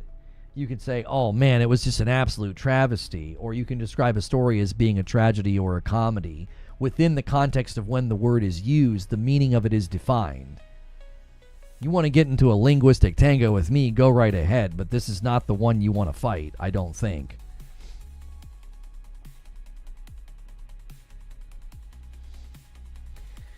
I beat it before the patches. I got a good RNG run. It's called being hyperbolic. No, being hyperbolic is when you exaggerate something to prove a point. I wasn't exaggerating something to prove a point. I used a word to describe something that I thought was pretty severely disappointing, and that I think is an adequate word. You could say, you know, that it's just such a tragedy they never made a sequel, and you're expressing your heightened sense of disappointment. Hyperbole is when you do something like, my gosh, that guy's like 10 feet tall, and he's not. He's like 7 foot, right? You use a form of exaggeration to prove a point. You know what I mean? In general, I think that saying something like that is a tragedy. Really what I'm trying to convey is that Returnal is one of those games where, unfortunately, if they would have had like a teeny bit more time with it maybe, and a little bit more play testing, it would have scored better. You know, it would have scored better. It did get its flowers. Yeah, it won Best Game at the BAFTAs. It did. And I think it deserved it. Like, the year that Returnal came out, I truly think it was the best game that year. It was the most innovative. It was the most creative. It was ambitious. It was next gen. In a year where there were so few actual next gen games that came out, right? Like, I still to this day can't even believe. I still can't even believe that Deathloop got a nomination. You know? Audio design was amazing. Yeah, its audio design was amazing. Its art direction was amazing. Its technical prowess is so good and so pristine. What's good, Ghost in the Garage? Once you got into a rhythm with Returnal, the right weapons, the right upgrades, the right parasites, it was game over. Electropylon driver melted everything. When my wife and I finally got to Nemesis, that's Biome 3's boss, and we beat Nemesis, I'm not kidding you. Returnal is actually harder co-op because you're sharing everything, so you're not as strong. So when you go into a boss fight, you're not as strong. I have never killed Nemesis that fast. I had some kind of a roll on the pylon driver, the electropylon driver. I had some kind of a roll on that gun. I never even got close enough to get blasted back. Y'all know what I'm talking about. In that fight in Nemesis, when you're using your grapple hook to get on the platforms, eventually you get close enough to get blasted back. Usually you get blasted back like 2 times, maybe more, depending on your build. It might take you a while sometimes because your damage output's a little bit lower. I never even got close enough to get blasted back. I was like on my way to getting blasted back. I was like, oh yeah, any moment, I'm going to get blasted back. And then the boss died. And I was like, huh? It was really fast. Oh, Lend Me Sugar. Haven't you been here before? Oh, you haven't been here since 2019. Lend Me Sugar, are you still watching on Twitch? I'll answer your question if you're still over there. I just now saw it. Sorry, I have a combined chat. And I did not mean to ignore your question. I am always open to answering that question. Yeah, I had some kind of a roll that was absolutely busted. The first time I beat Nemesis, I had the thing that heals you at low integrity. And there's such large breaks in when you can actually take damage in that fight. I was basically invincible. I'd get nicked down to like a little bit of health, and then I would heal back up. And then I'd get really, really close, and I got nicked again. But it didn't matter because I was healing at low integrity. Oh, it was so fun. It was such a good run. To be fair, Deathloop wasn't a horrible game. It just wasn't what it was being hyped up to be, and definitely shouldn't have been a Game of the Year nomination. I think one of the best reviews of Deathloop is SkillUp's review. I think he eviscerates it for all the right reasons, and it's just not... Yeah, I don't understand why that game got so lauded. It was so bizarre. The most bizarre development that year, I think, was that game somehow got nominated for Game of the Year and Returnal didn't. Yo, using their Prime over here for 6 months. Stoffinator says, yay. And just like that, we're at 520. If somebody drops a 5-bomb, I owe your platform a member. Every 25 I gift back. So we are 5 away right now. I'll make y'all a deal. If you hit stretch, we'll do an extra stream today. I'll give you that. We'll do some Tower of Sisyphus. We'll do the stream tonight with Madam. She has to play Baby Steps. And we'll do Community Game Night tomorrow. So if you guys want to rally, you can do it. You might have to get some of the big boys to come in here, but we're about 200 members away. That counts. Renewals count, upgrades count, gifteds count, primes count. It all counts. We can add one more incentive this week because it's been a great week. We've had so much fun. I'd be happy to do more. I like to do those extra streams for you guys, especially on the weekends, because I know sometimes people are like, oh man, I wish we could do more weekend streams. Did Returnal win anything? It won Game of the Year at the BAFTAs. I don't know if it won. It won something at Game of the Year. I'm sorry, at the Game Awards, didn't it? Deathloop was abysmal, and I was super hyped for it when I pre-ordered. I got it refunded because of the delay. I rebought it. When it dropped, I played it. I was like, this is some BS. I thought Deathloop was excellent in 2 categories. It was excellent in its art direction, and it was excellent with its voice acting. Everything else was just kind of like what? It just wasn't that good at all. The voice acting was excellent, and the art direction was excellent. Everything else was like, what is this? Yeah, they both had a similar premise, using dying and starting over to tell a story. And Returnal is like 10 times the game that Deathloop is. It really, truly is. It really is.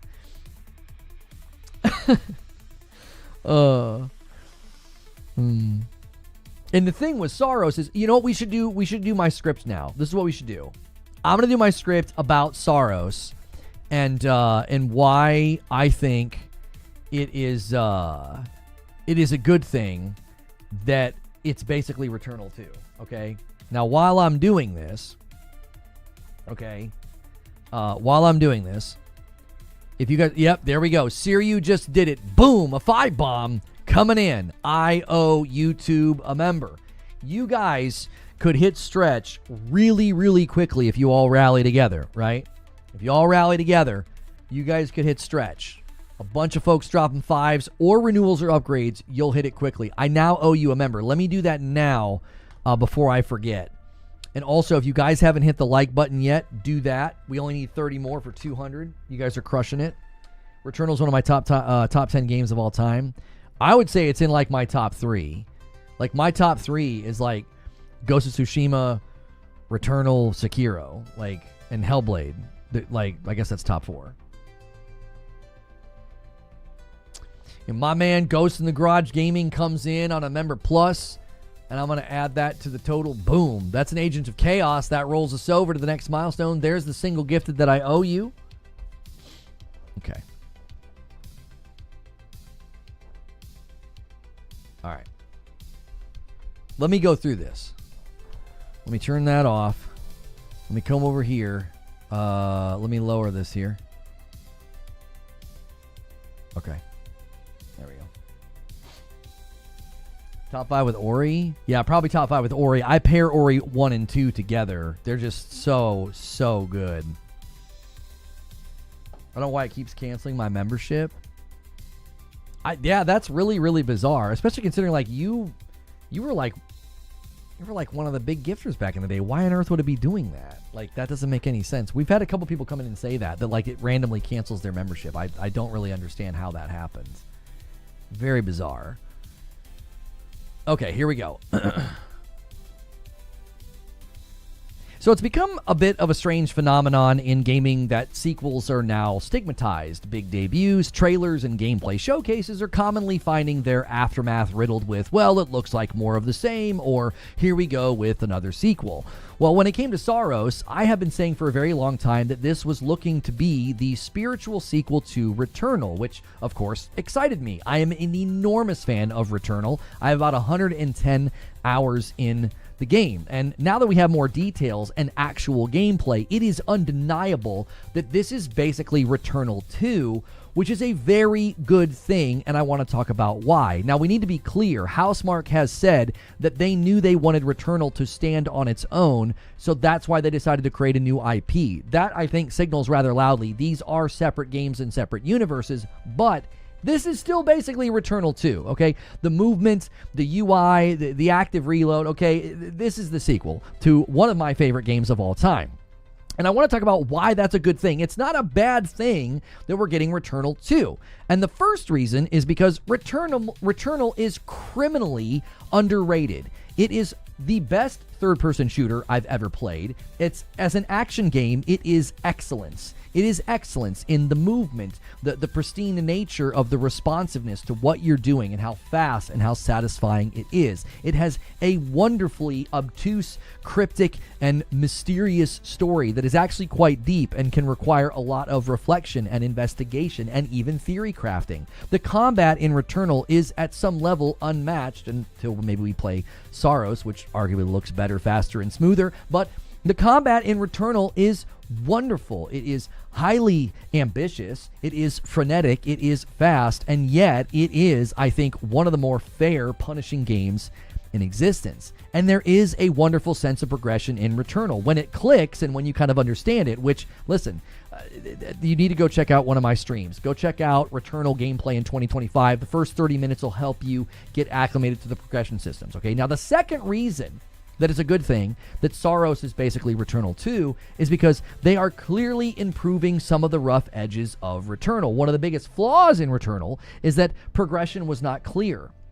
That's why I've encouraged people to watch my stream about it, because I sort of make it make sense. I've had people come back and they've said, you know what? I'm glad that you did this. I got into gear, it clicked, and I rolled credits. Okay, this, I think, is being rectified in a handful of ways in Saros. And the first way they're doing that is with permanent upgrades. Okay, you are going to be able to use your currency, your progression, and spend it on things for your outfit, your gear, or your guns. This will, I think, more accurately tether the player's brain to the fact that they're getting stronger. It's why the tagline of the game is "Come Back Stronger."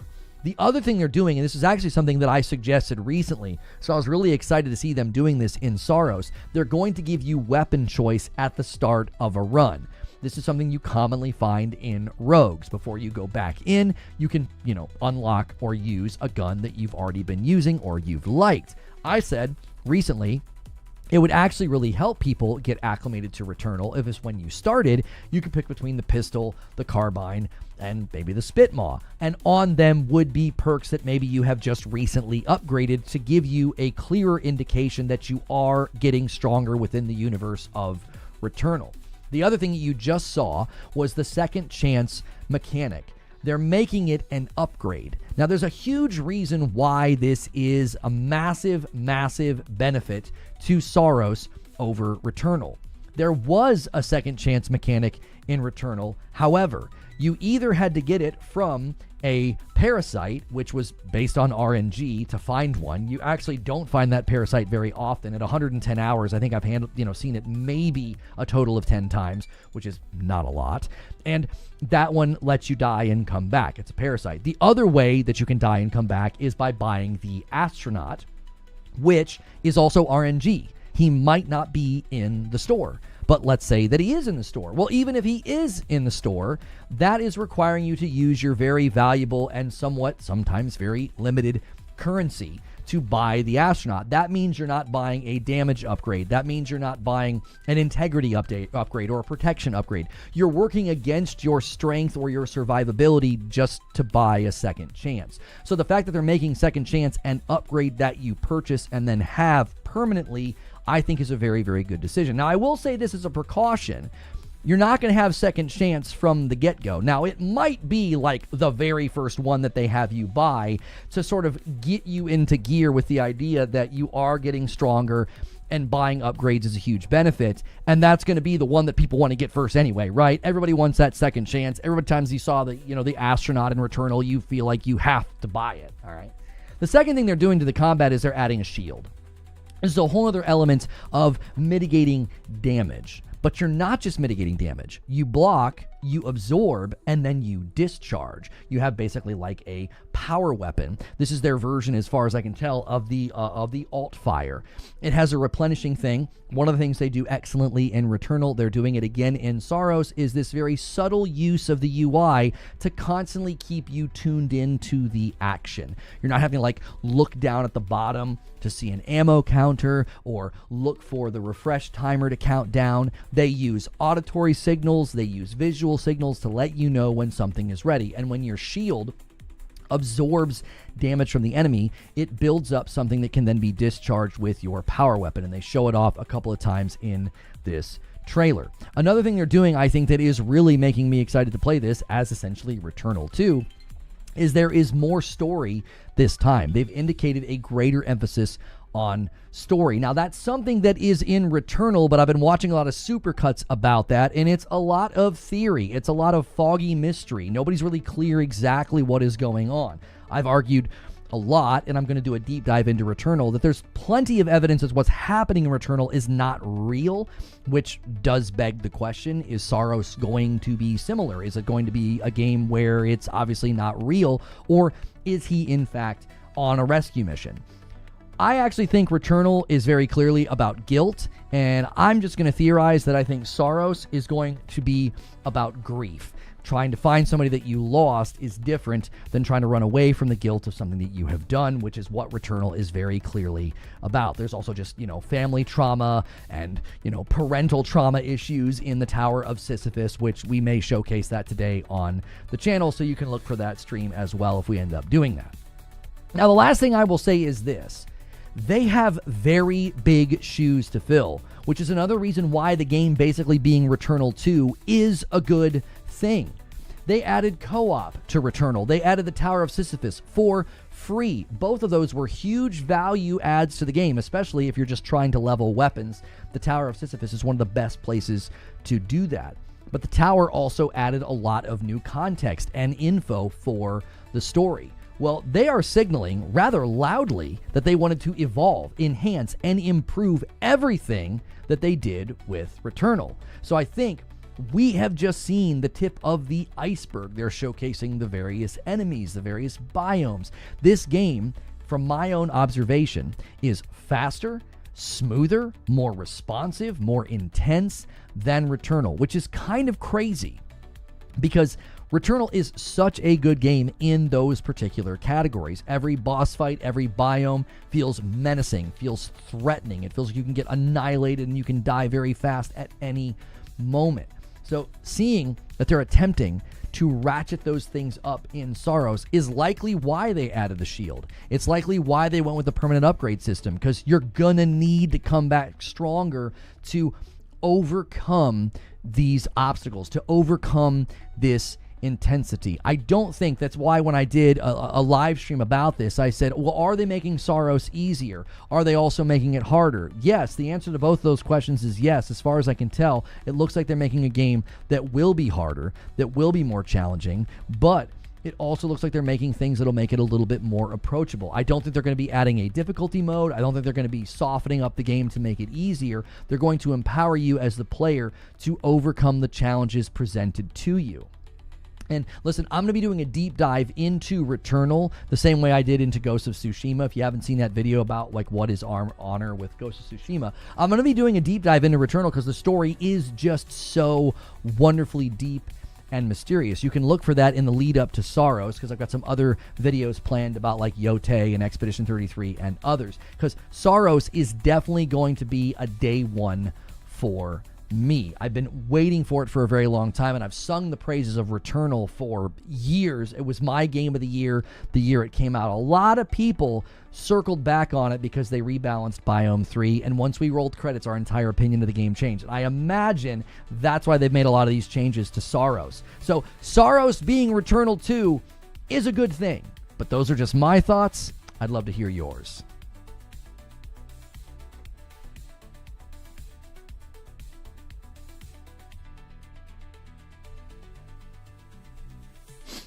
All right. That's pretty much everything I was able to observe and extrapolate from the trailer and from the blogs. Now, Silver Subaru is going to gift one on YouTube, and then Joker Quinn's going to gift one on YouTube, putting us at 5 28. I'm hoping the adrenaline levels are the same. I was actually thinking about that. Can we find evidence of that in this video anywhere? Can we find any evidence of adrenaline?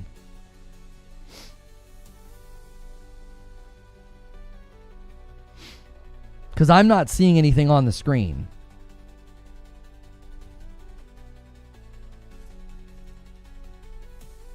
I don't know if the active reload ever changes either, because your active reload window gets much larger when your adrenaline levels are higher. They're not showing any evidence of an adrenaline system in this.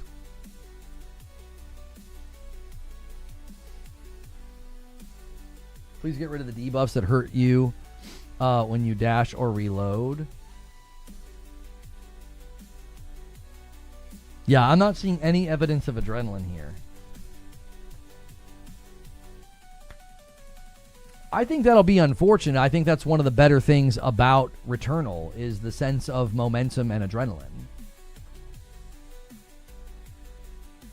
The vertical switching to horizontal. Yeah, so what he's doing, this is what I think he's doing with this gun. I think this gun is a shotgun that can shoot a horizontal barrage or a vertical barrage. I think it changes the pattern of the spread of the pellets. That's what I think is going on. He's changing the orientation of the weapon, I think. And we got 2 singles coming in from Stone Spire. Listen, he is trying to bait a 20 bomb to 550. We're trying to get to 750 on the week. If we hit 750 on the week, we will do a community game night tomorrow. And we'll do some Tower of Sisyphus today. And Joker Quinn ruins it. He's changed his avatar to Joker Mr. Bean because he loves to ruin these. So you guys should spite him and still do it anyway. Somebody should still drop the 20 bomb. Somebody should do it to spite him. Come on. We need some of the big boys on Twitch and YouTube to smack him around a little bit.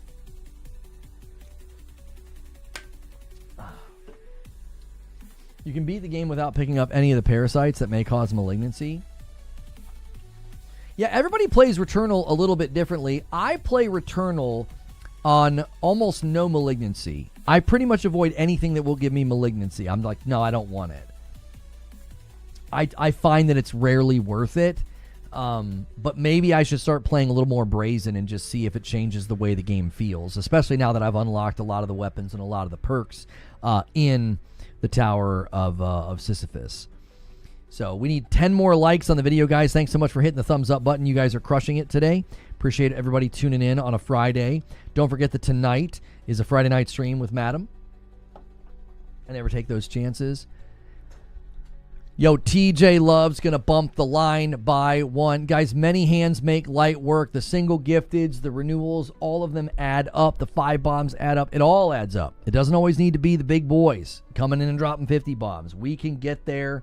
Just with upgrades, we can get there. If you upgrade your membership, it counts as 2.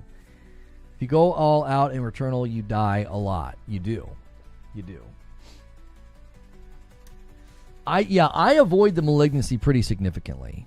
I do. I avoid the malignancy pretty significantly. I don't like dealing with it. It's sometimes it's not bad. It's like, kill X number of enemies, or kill X number of enemies with melee, or open a chest or 2 or something. Like, it's not too difficult. But some malfunctions, you're like, are you freaking kidding me? Especially anything that leaves pool of acid on the ground is terrible. Oh my gosh, it's terrible. How does that work, malignancy? So if you go to pick up an item, it'll tell you there's a chance of malignancy when you pick this up. So you might get nothing. Like, let's say you open up a corrupted chest. And you open up the corrupted chest and nothing happens. Or it infects you with malignancy. So it creates a malfunction. And the malfunction might be you do less damage while in the air, or take damage from high falls, or enemies leave acid pools on the ground. Now, you can get rid of the malfunction by maybe you find an item that clears all malfunctions. That's actually a great one. I found that item once. I opened up 2 chests that were malignant and then immediately was able to get rid of the malfunction. So you might have an item to get rid of them. Or you have to satisfy what it says on screen. It'll be like, get 15 melee kills, open up 2 chests, pick up 2 items or something like that. And once you do those 2 things, the malfunction goes away. So you either get rid of the malfunction with an item, or you get rid of the malfunction by satisfying whatever prerequisites have been set by it. So those are kind of the 2 ways to navigate around the malfunctions. So if you found today's stream by looking for Saros or Saros gameplay, we've been talking about it quite a bit. The one thing we did notice today is there does not seem to be any adrenaline system, which is a bit interesting. That was a bit of a mainstay in Returnal. And we got a question coming in here from SDO saying, Lono, what do you think of the permanent progression elements of Saros? Are we looking at RPG elements on top of Returnal style combat here? I wouldn't necessarily say it's RPG elements. I would say it is a form of meta progression that is very, very common in a rogue. So when you go back to the beginning and you get the second chance, so you always have second chance, right? Well, that's called meta progression, meaning there is a progression that is meta, that is above the cycles of the rogue. So within a rogue, there is progression reset. You get all the way to the end of a boss fight and you go into biome 2, you've got a great weapon. You've got your health leveled up, and then you die. Well, you lose that progression. However, there is meta progression that you do not lose. And the meta progression might be you unlocked a perk for a weapon, so the next time you find it, that perk will be there, or there's a chance it will be there. Meta progression might be you've unlocked this item, so now you might find that item when you're playing the game. What they're doing in Saros is they're saying, we're going to let you unlock certain things permanently, so the next time you play, you go in with the mindset of, I am stronger now. It was a little bit more obtuse or vague in Returnal. It was harder to detect how you were getting stronger. But you were getting stronger in Returnal, you just couldn't see it as clearly. I'm going to be in the hospital, have knee surgery tomorrow at 9 a.m. Eastern. Keep me in your prayers. I will definitely keep you in my prayers. The knee surgery is scary, man. That is, it is scary. Denise Go has been cast as in Greta Gerwig's Narnia.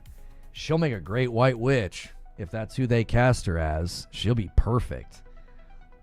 If they mess up the Aslan thing, it ain't gonna matter, but we'll have to wait and see. She'll be the perfect White Witch. Thank you guys so much for tuning in today on a Friday. We need 5 more likes. We're talking Saros gameplay. We're talking a little bit of Returnal. Let's see here. Let's do that. There we go. Cleared out the question queue. If you guys want to use the question command, you can. She's going to play Aslan. Yeah. You do not start with a loadout in Returnal. You start with a pistol.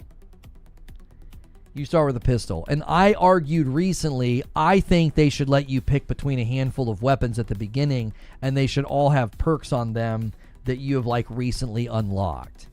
You're picking between the pistol, the carbine, and the spitmaw. And if they all have perks on them that you have recently unlocked, it would better communicate to the player that you are in fact leveling. You are in fact getting stronger. Because unless you find that weapon with that perk, it's hard to know that you're getting stronger. It's hard to sense it. They're gonna let you choose your weapon at the start of a run in Saros. So they're calling it a loadout now. I mean, it's basically a loadout in Returnal. I don't know. I think it's your equipment screen is what they call it. Yeah. Make it easy for the weak. I don't think they're making it easy at all. They should remove leech rounds because it's too OP. I don't think leech rounds are OP. I do think leech rounds are strong. I wouldn't describe them as OP. They're definitely don't skip them if you find them. Just watched a completionist video admitting he made mistakes. I don't know why he went into hiding as long as he did. He probably from my understanding as to what happened, he probably had to do a bit of his own investigation into what happened, because I don't think he knew. I think he did do bad things. I think he did make bad choices. But I think there was also an entire extra layer to the onion of stuff that he just had no idea. And so he probably had to do some of his own investigative work. Also, he probably had to make sure that he didn't come out and say a bunch of stuff that was going to get him, in more legal trouble. Are those the ones that track or absorb health? So leech rounds, after so much damage, they heal you. Like you're shooting and you'll see beam, like you'll see like green on your body. You're like healing. I got leech rounds in a run of Tower of Sisyphus the other night, and oh my gosh, like it was great. I was healing. I accidentally picked up another weapon because I was trying to hit triangle to use my grapple, and there was a weapon in my foot, and I didn't realize that I had just killed a boss, like an elite enemy, and there was a weapon at my foot. I accidentally swapped weapons, and I'm like, why am I not healing? I was like, I switched to a different weapon. I was like, what is going on? Like, it was alarming, because yeah, leech rounds are actually are quite helpful. This game's so alien to me. People are asking me to show it off today, and I'm willing. I'm willing to do it. I'll have to make a thumbnail and everything and schedule a stream, but we're going to do that as an incentive, because I didn't have that planned today. Just like how we can do like community game night tomorrow night. I literally never use leech rounds. You don't use leech rounds? Yeah, leech rounds are on the carbine. A carbine with like rising pitch and leech rounds and like hardened or whatever. Oh my gosh. You can smoke. You can smoke. The video seems to be showcasing the combat only. I don't think we've seen any rogue elements in it. Like there's no loot being dropped on the ground. What do you mean there's no rogue elements in it? He kills enemies and they drop a currency on the ground. That is a common mechanic within a rogue, and that's shown in the video. They also talk about dying and starting over, which is another tenet of a rogue. I don't even think you need loot to drop on the ground to be a rogue. Leech rounds are dishonorable, but unfortunately no one gives a crap about honor and Returnal, so leech rounds it is. That's right. That's right.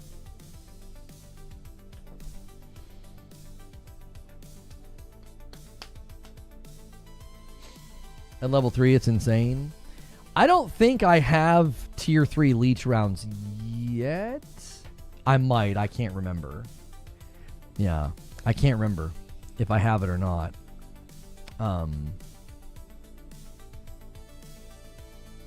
Yeah. Why is nobody watching the Ryder Cup? Because not everybody's interested in it. I don't even know what that is. I'm going to try again and beat Biome 2. Get it? All it takes is to get a little bit further, and you're like, and you'll want to keep going.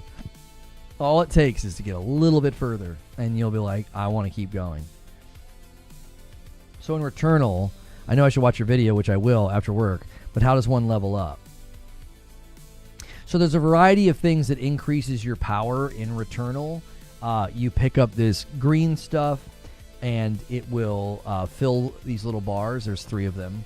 And so it'll fill those bars, and every time you fill all 3 bars, your health gets bigger. So kind of similar to like finding like a heart shard in a game. You find 3 and your health gets bigger.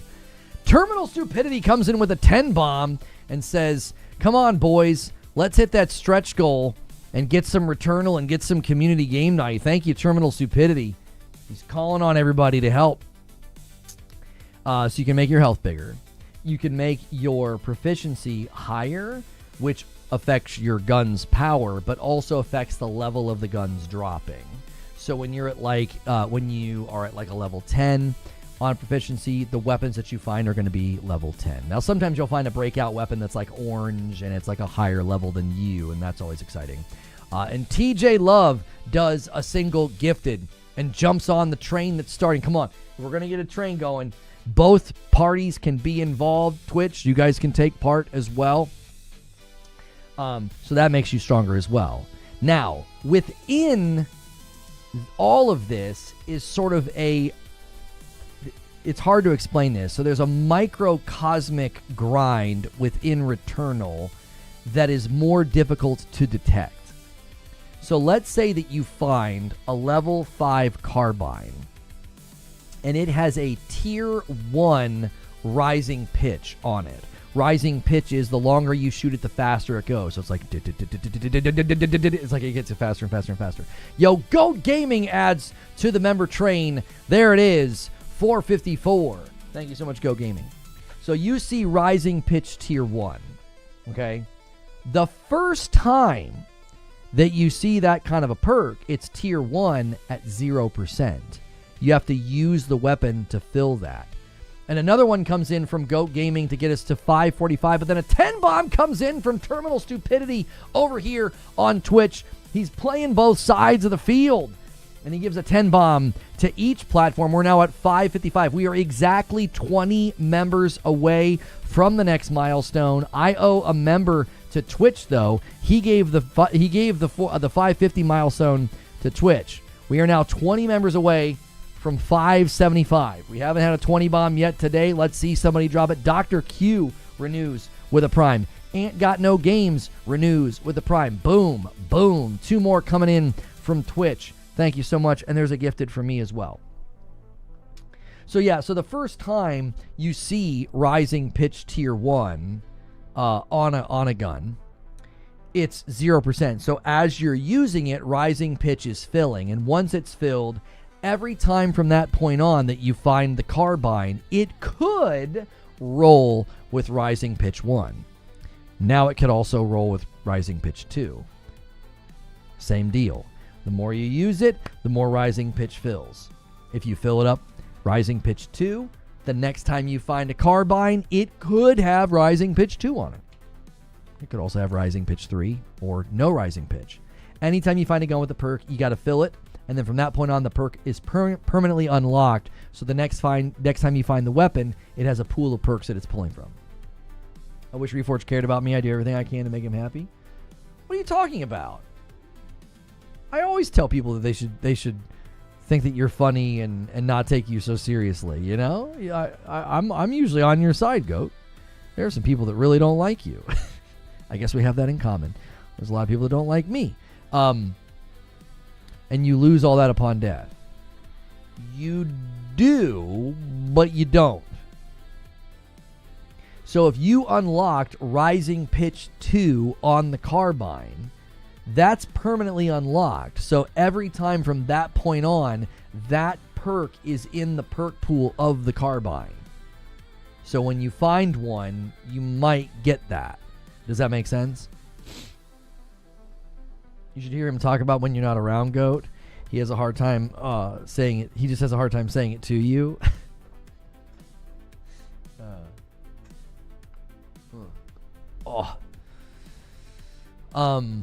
Yeah. So that's why I think some people really get lost in the sauce of the game. They're like, I'm not making any progress. And it's like, no, you're making progress in Returnal. It's just less deducible. Goat is our light in the darkness, says Wired Rope. Yes. He certainly is. He certainly is. Thank you guys for 200 likes on the YouTube video. I appreciate it. I know today was a little self-indulgent. I knew Saros wasn't like a super strong lead topic, but I wanted to talk about it. I wanted to break it down for people. I hope people don't sleep on this game. I hope they give it a better chance than some people gave Returnal. Gotcha, but health buffs and stuff you lose. Yes. So no game mechanics to start you off with more health or anything. Yes and no. Okay. So there are 6 biomes in the game. Once you beat biome 3, from that point on, if you choose to, you can start at biome 4. If you choose to. When you start at biome 4, you start at proficiency level 15, and your health is significantly higher than it is when you start in biome 1. It serves as a midway checkpoint in the game. So truth be told, you only ever actually have to beat 3 biomes in a row. Once you beat a boss, you also do not have to fight that boss ever again if you don't want to. If you beat biome 1, and then you're halfway through biome 2 and you die, the next time you come back, you can grind biome 1 till you feel pretty strong, and you can just teleport to biome 2 and skip the boss in Biome 1. A lot of people do this because the bosses are pretty hard and they can, weaken you before going to the next biome. So yes, that is a sense of which you do start a little bit stronger. But the reason that you're stronger is because you're starting at Biome 4. What's the estimate for Saros sales? Oh, I would say Saros will probably land around 1 or 2 million. I don't know if it's going to strongly outsell Returnal. Skipping bosses feels pretty heretical in a rogue. You never got past Biome 3 when the game first came out. You're in really good company. I did not either. A lot of the people who reviewed it did not get past Biome 3. That's why they nerfed it. It was severely imbalanced.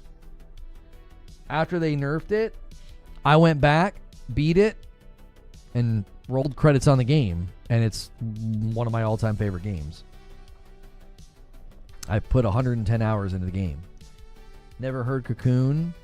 Oh, Cocoon's a really cool little puzzle game, yeah. It was on Game Pass a long time ago. Now it's coming to October monthly games for PlayStation Plus.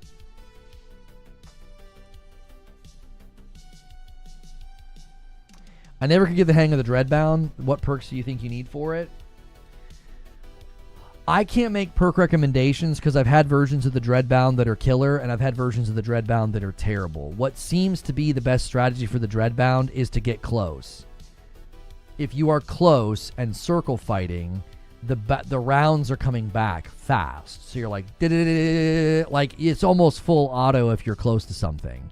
If they're far away, it's tough because you're like, and you're just like, I can't shoot. And then the rounds have to come back. You want fourth shard and return damage. I have noticed anytime I've had a Dreadbound that's really good, those are the perks I have. Fourth shard and return damage. The other thing you got to remember with the Dreadbound is strategically you want to be a little bit closer to the enemy. If you're really far away, it's going to be a little bit harder to land the shots because the way that it works is that you have to wait for the round to come back to the gun. If you're right on top of something, like those guys with the blades, I'll get right on top of them. I'm just like shredding them. And then obviously you gotta dodge if they go like to do a melee or something. But the Dreadbound can be ruthless. Dreadbound's a boss killer. Dreadbound's probably considered a boss killer in certain circumstances because you can be relatively close to the boss and get good return. I wouldn't use Dreadbound on Nemesis, though. Nemesis is so dadgum far away, it would be probably a nightmare. Dreadbound's probably not very good against Nemesis. I would think that the Spitmaw is probably also not very good against Nemesis because you're so far away.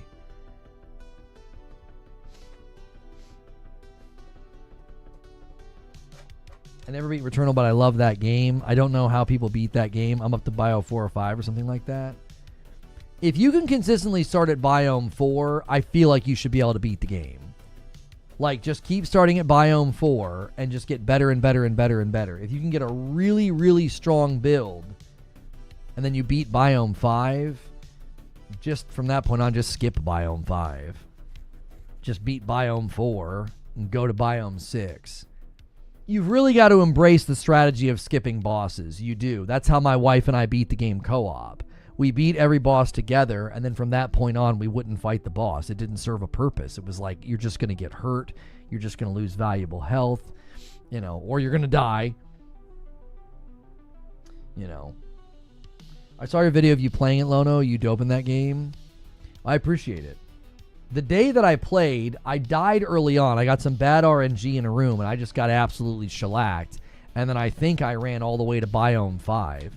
And the only reason I had to stop was because of we were going out to dinner with somebody.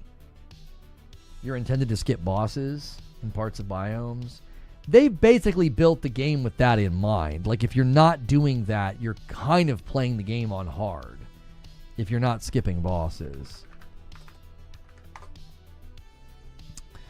I think Returnal gameplay, where did we end up?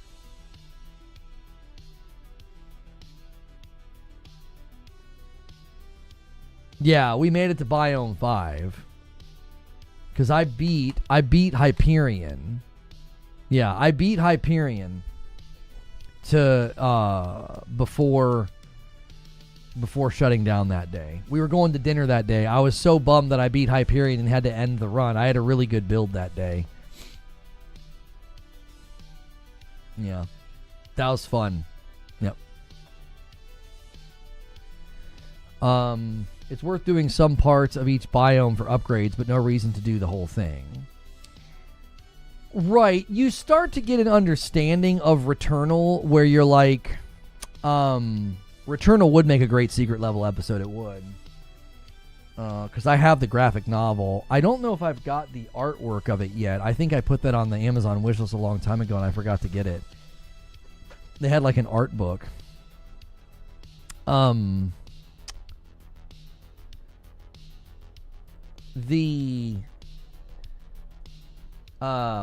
was I going to say? Oh, yeah. You start to get your footing in the game, and you kind of know to skip certain things. You will see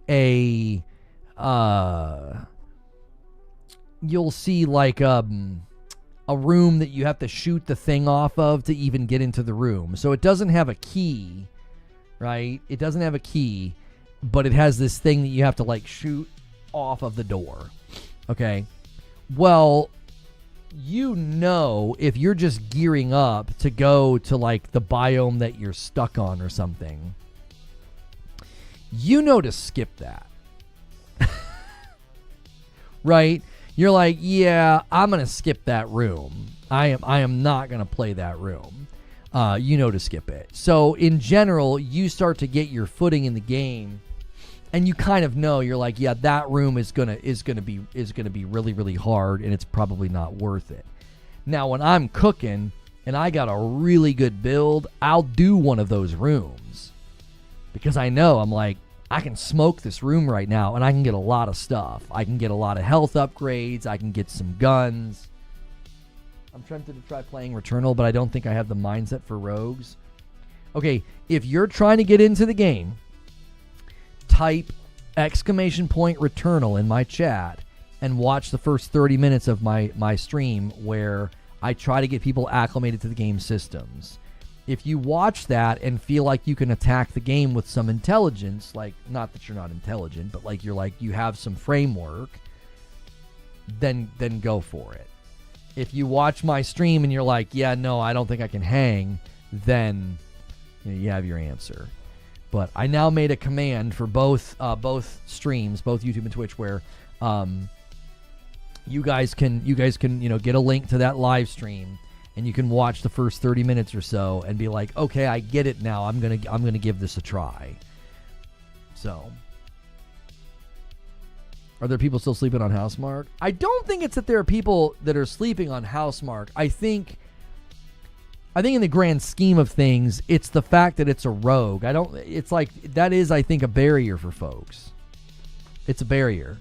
But once you realize that you're achieving something every run, the failure, it sounds cheesy as heck, but the failure just becomes part of the journey. You're just like, yeah, of course, you're going to die, but you're going to get stronger and stronger and stronger and stronger. Like, that's kind of the point, is that you're always going to be on sort of like this spectrum of, it's almost like if you've ever seen a graph that's like, it's going up and then it goes down and then it goes up and then it goes down and then it goes up, then it goes down. Well, on one side of the graph, the overall height of everything is higher, even though there's dips and valleys. That's generally what's happening in Returnal, is you're getting stronger every time. It's just not as noticeable. People dodge rogues like they do actual Souls games. They do. Follow the link and save for later. There you go. I hope it helps you.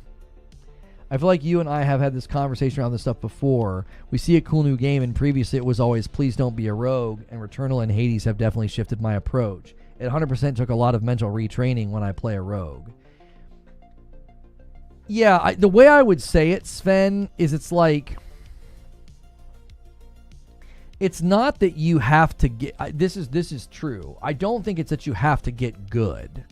I think you have to get information. If you can get the information, that informs your brain that you're making progress, then I think you can get into gear and you're like, yeah, I want to play this game. I want to put more time into this game. I want to win. I want to get stronger. I want to whatever.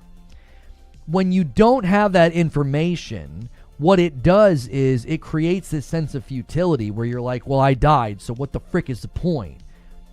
I don't think it's lack of skill or even really lack of passion. It's like you have a passion for the game. You're probably enjoying running around and shooting. You lack information. You're like, you don't have the information to know, hey, you just got stronger. You just got stronger, and you just don't realize it. When I first started with Rogues, it ran 100% against my idea of what skill in a game meant. It was offensive that even as a good player, I was going to die a lot. Once I got it, it was fun. It's lack of desire without proper info. I think the information is what fosters the desire. Imagine playing a game where they never explain to you that you're getting stronger. They never explain to you that you're getting better gear. It's all hidden from you, right? And you're dying, or maybe you're getting set back and stuff like that.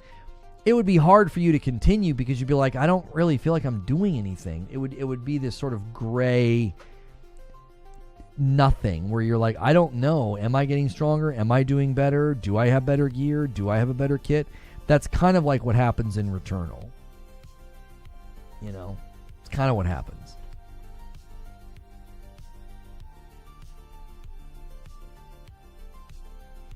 Welcome to the 80s. Well, yes and no. Older games got a lot of replay value out of you having to start over and have nothing. Like, homie, when you die in Contra, you're starting over and you don't have anything. Like, you have more awareness. You know, you have more of like, oh, I know what happens in that fight. But you don't have better guns, better gear. You don't have like any upgrades. You're starting all the way over. So it's like, this is a taste of that, because the starting over mechanic certainly does echo of a time where, you know, games were a little bit more punishing.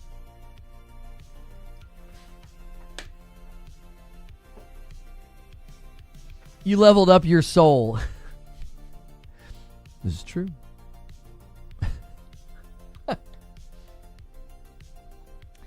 Those games made you start over because flash memory chips didn't exist, and they could be put in all the cartridges. Yeah, there was no way for it to know, like, you know, the level of progress that you've made. That's right. That's right. What time is it?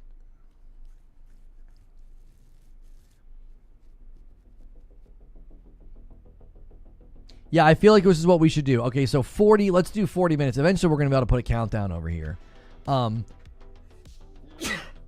Excuse me. Like permadeath? Yeah, like permadeath.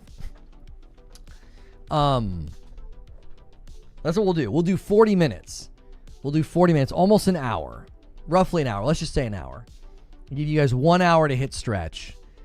If you need to bat signal some big boys in here, do it. Upgrades as well. Like, we'll do an hour. And then if we hit it, we'll do the community game night tomorrow, and we'll do some Returnal today as well. Lono's the king of Returnal. I can't wait to watch this video. If this video helps me, I got to hook him up with some bucks for real. Check the comments. I've had a lot of people that watched that video that they finally got into the game and figured it out. They finally got into gear and were able to roll credits. There's a lot of people in the comments that have said that. They're like, oh man, they appreciated the video. I wouldn't say I'm like the king of Returnal. There's people with way more hours than me and way more skill. It's a game that I love, and I would say I'm actually pretty good at it, but I'm not nearly as good as others. Weapons are getting better. Meanwhile, you're getting better learning enemy patterns. That true. That true. That too is true. You are getting better. Joker Quinn's going to bump the line by 1. He's trying to rally the troops here. A lot of singles will add up, boys. Thank you so much, Joker Quinn. Talking of Contra, this achievement was fun. Bulletproof. Complete the game in arcade mode using only 1 credit. There you go. Using only 1 credit. Whatever skill you lack, you more than make up in understanding, which is probably why the video helped others give it a shot or try again. That's why I think fundamentally Returnal is about information. And I think that's why the devs opted to say, hey, you know what? In the next game, let's do permanent upgrades. There'll be more readily available information to the player that, hey, you're stronger now. Keep going. Because one of the best motivations to trying something again is one of 2 things, or both. They feel like they've gotten better, and they're like, oh, I almost have it. Or they're like, well, I'm stronger now. I'm going to go back in there. I mean, that definitely happened with me in Hades yesterday. It was like, yeah, I've got this new thing now. I'm stronger. Or I've got this new thing now. I can die once. You know, it made me want to retry. So I definitely think there's something to that as well. That's why Prima books were important. What's that?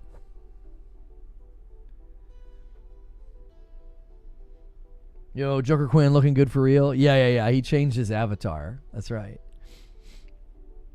He changed his avatar. So you guys, we've got about an hour. We'll go until 1:30ish. Oh, strategy guides. Yes.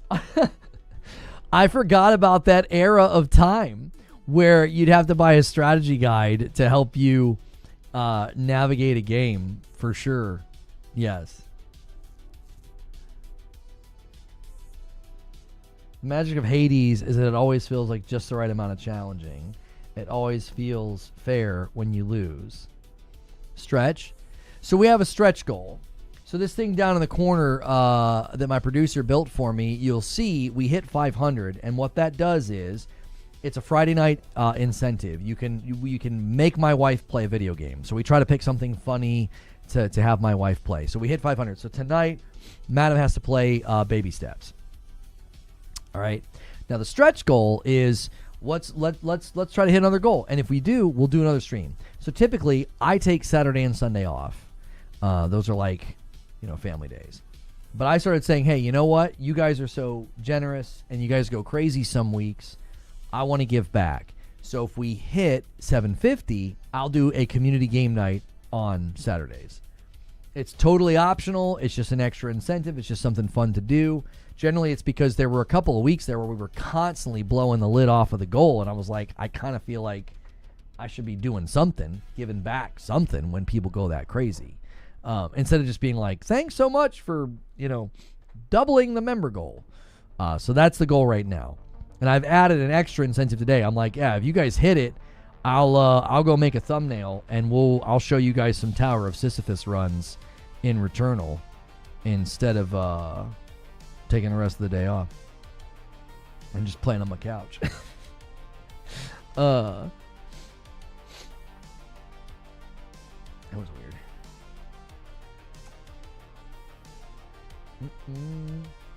I didn't like Returnal. It was too fast. Oh, it was too fast. Yeah, Saros is looking faster than Returnal, so you'll probably want to avoid Saros as well. I mean, that was the first thing I noticed in the Saros gameplay. So when we were watching the PlayStation State of Play, obviously I was excited that Saros was there. Once I kind of calmed down and was like really soaking in the gameplay, that was the first thing I noticed.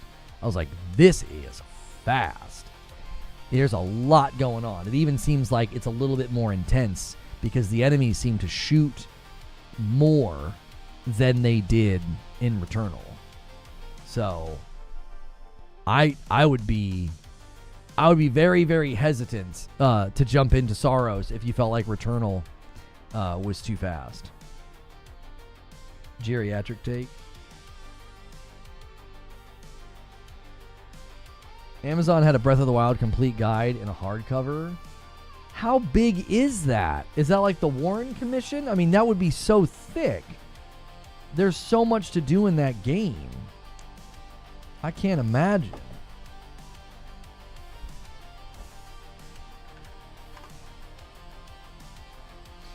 I can't imagine a guide. There's so many things to find. There's so much stuff that I didn't find in that game. I mean, I rolled credits on Breath of the Wild. It's more of a novel than a guide. Yeah, I would think so. I would think so. That's crazy.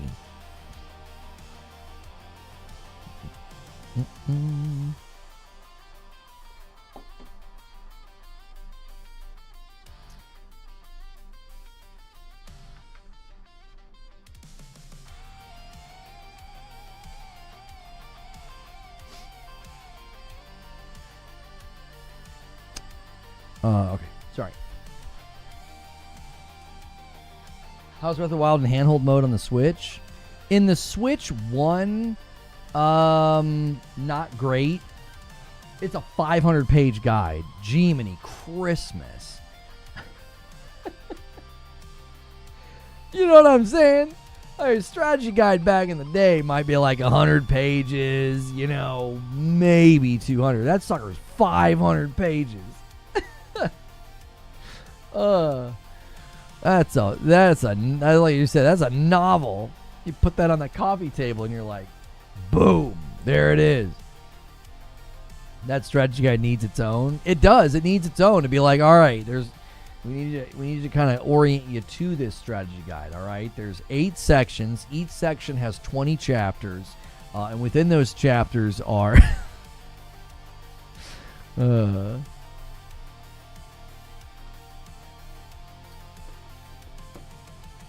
It sure is pretty, though. Oh, yeah. I would hope so.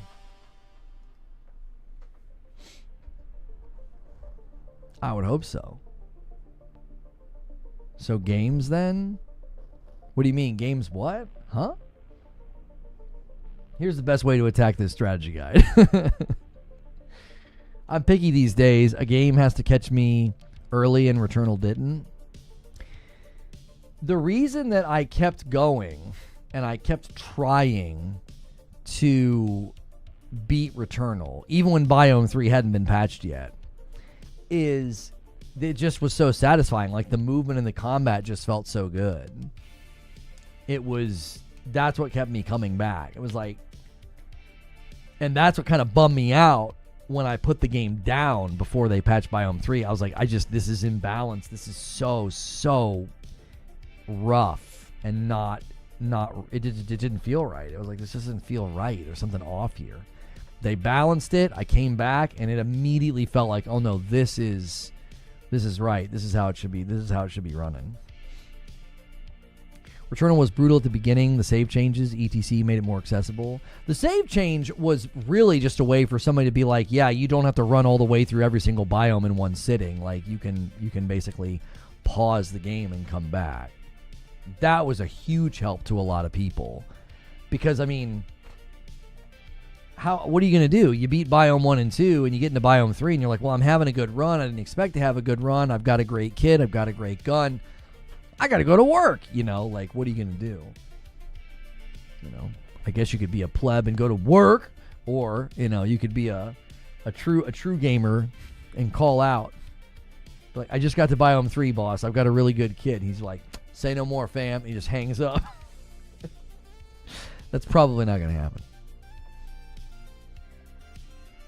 Is Breath of the Wild better played in handheld mode on Switch 2 with the Switch 2 edition?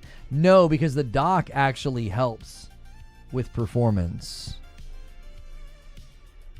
in the Switch 2. Put it in rest mode. You don't need to use rest mode now in Returnal. You can suspend the run and come back to your spot later. You can just suspend the run now. That was an update that they did. In the past, you could use the rest mode, but there was no guarantee. Like, rest mode can get a little funky. I've never had any issues with it, but there were also people that didn't want to use rest mode. So, I mean, if I were their boss? Yeah, if I was their boss, I'd be like, okay, I'll cover for you. You know?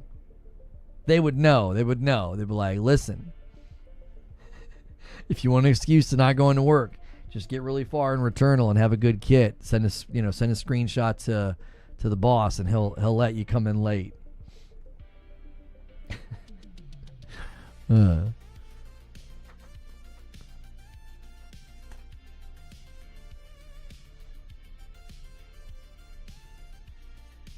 Remember, people thought Returnal was Silent Hill? What? I don't remember anybody thinking that. People thought that?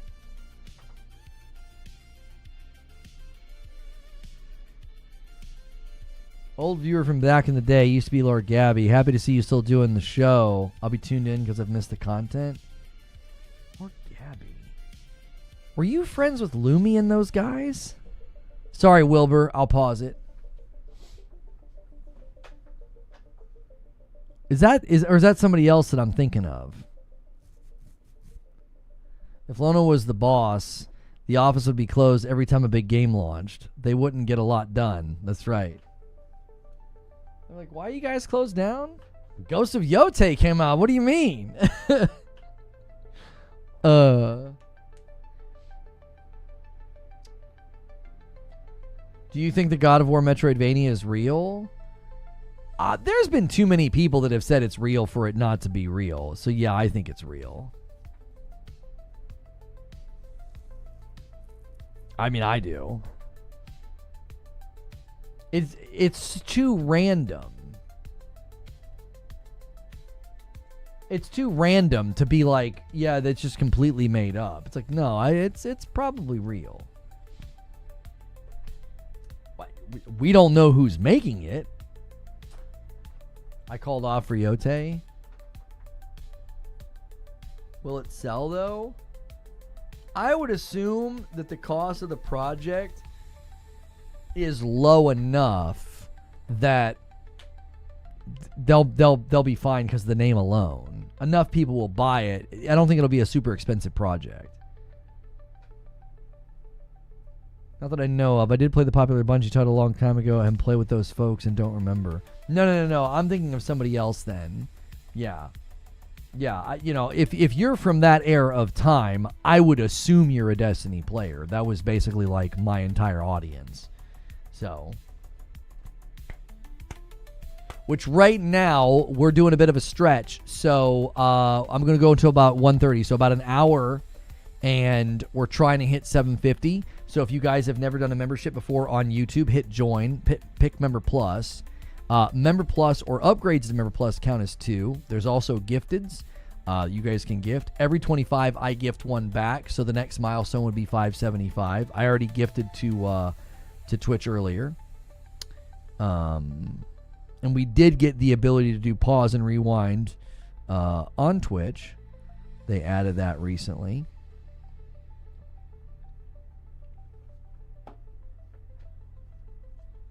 Hey, Happy says, come on, boys, let's get it. And a single comes in from Happy. And FU Johnny comes in and renews their Member Plus. Thank you so much. And that takes us to 560. Oh, you were a Twitch Talk guy. Oh. Yeah, I did those. Was that an upgrade or was that just a renewal, Johnny? The key to calling off for a game is the day after, so you get a long night to sleep in. There you go. Well, or a couple days later if you're worried about the servers.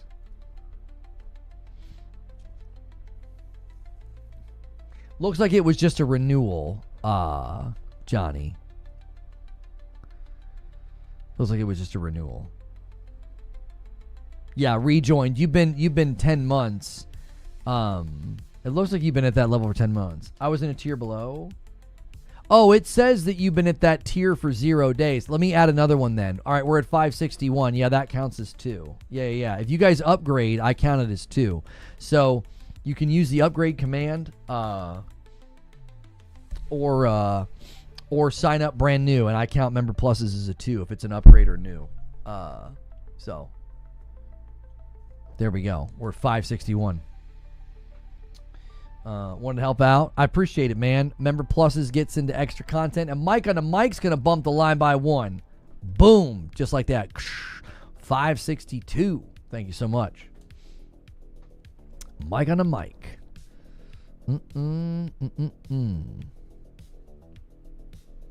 Need more info on Saros. Game Awards is a great place to drop more info.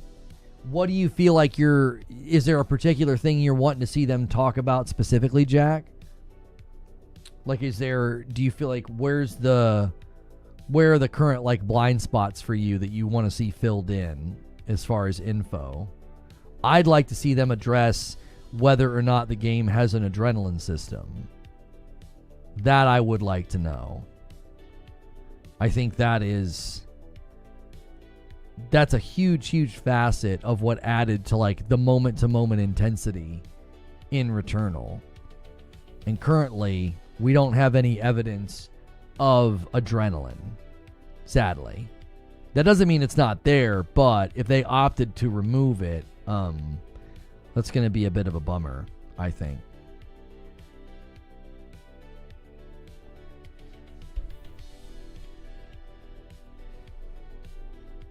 Lono would have them work while he's recording the show. That's right.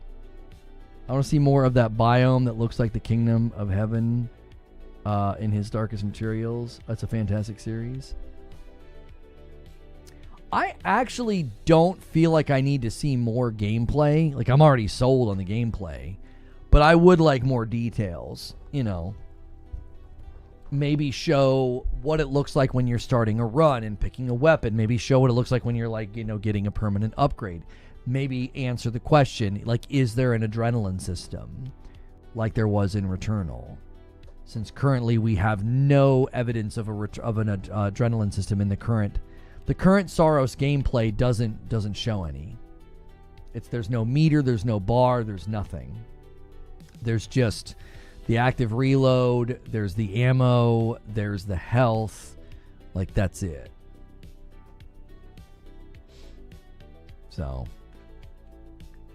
that's a question that I have.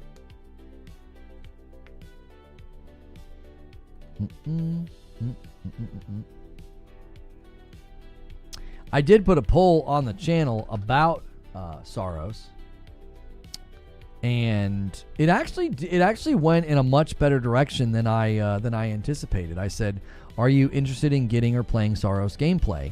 65% said yes, 35% said no, and we got over 1,000 votes.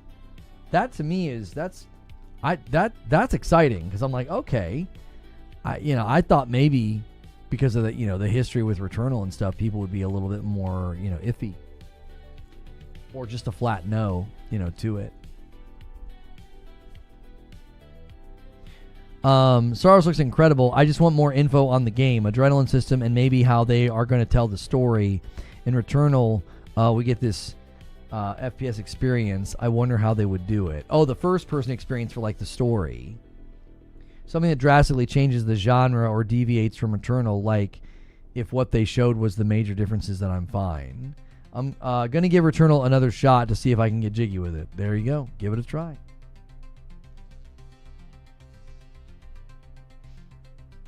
Lona, you're cool with me. We all here because we love video games. Keep doing what you're doing. I appreciate that, Shaw Bugs. I appreciate that. I appreciate that. There's a lot of that going around on stuff, and it's just like I just want to talk games and have a good time,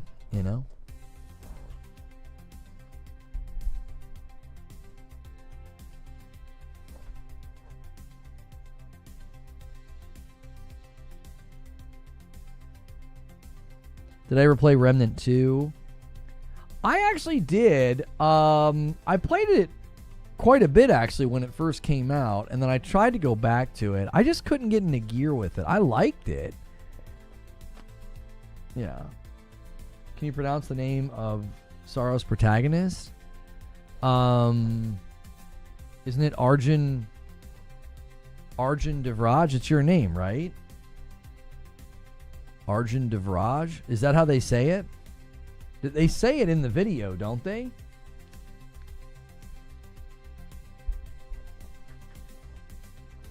We were watching it earlier. It's hard because the guy in the video has an accent. Because he says Saros, and I say Saros.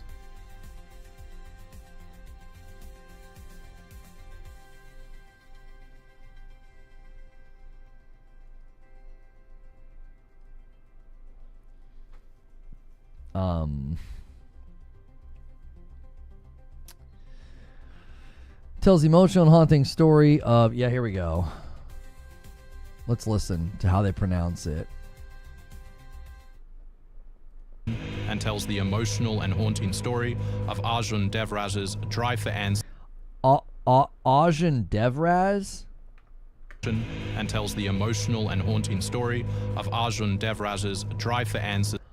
Arjun Devraz. Right? That's how they're saying this video here. So Arjun Devraj. Oh, not a Z, Devraj. Yeah, Arjun Devraj is how they're saying it in the trailer. It's a soft J. Arjun Devraj.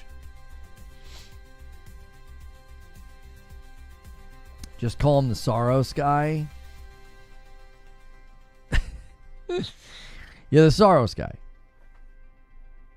All right, guys, we got about 45 minutes. 45 minutes hit the stretch goal. At this point, we can kind of talk about anything.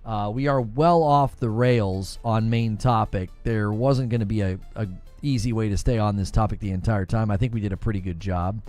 But if there's other things you guys want to talk about, feel free. My FOV video on Twitter got picked up or something. It's doing really well. I was just showcasing the differences. Wolverine. Yeah, Wolverine to me is everything I knew that Insomniac could do.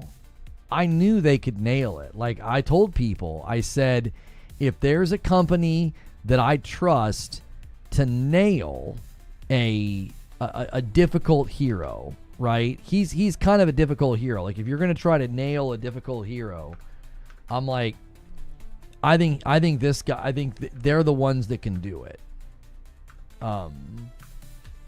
They're the ones that can do it.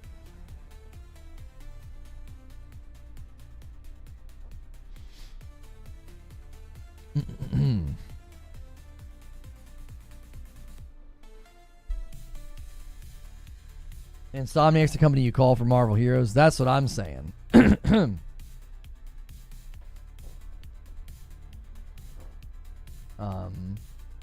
Excuse me.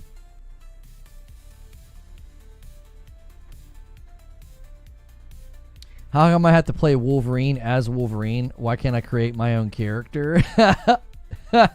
Yeah, right? Why do I have to play as a guy? Did you see the Resident Evil Requiem is looking like 60 FPS locked for the Switch 2? Where was this reported? Are you sure? Those are two things that I don't have a lot of confidence in right now is Switch 2 performance in a game like that, like a third-party game, and Capcom to nail it. Capcom doesn't have a great track record right now, and the Switch 2's been struggling with some games. So I don't know about that. Switch 2's done just fine with their own games, but the devs said it wasn't hard to optimize. That's a lot. Okay. Well, I will say this. The RE engine does a much better job in RE. Not so much in some of the other endeavors that they've tried it with. So, yeah, the engine certainly does seem to do a better job within the game that it's named after. So, Monster Hunter Wilds and Dragon's Dogma 2, oh boy. But that, a lot of people attributed that to the fact that, the engine, it wasn't the best engine for like an open world game, or something like that. So, yeah.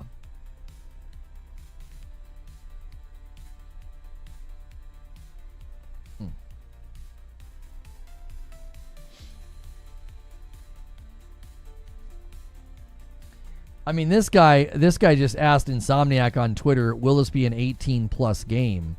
Homie, the trailer is age restricted. What are you talking about? Yes, it'll be a mature game. There's no way.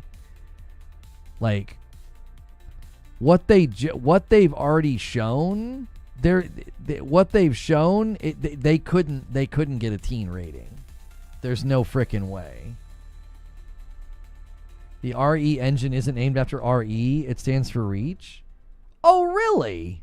I didn't know that. I just assumed it was because it was based and built around RE, Resident Evil. I did not know that. I learned something new.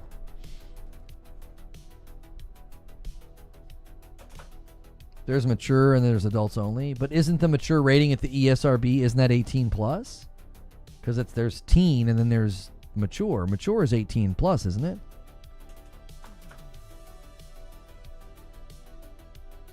What was shown at the Xbox event?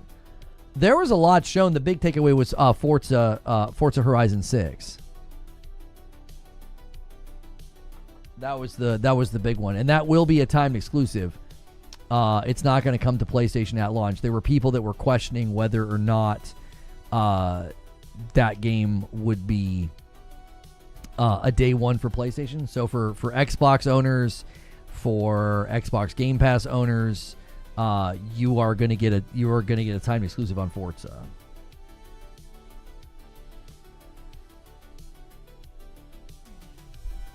Oh, is mature 17 plus? Oh, adult only. Oh, I don't think Insomniac would do that. If that's what that guy was asking, I might have misunderstood his question. I was assuming he was just asking, is it going to get a mature rating?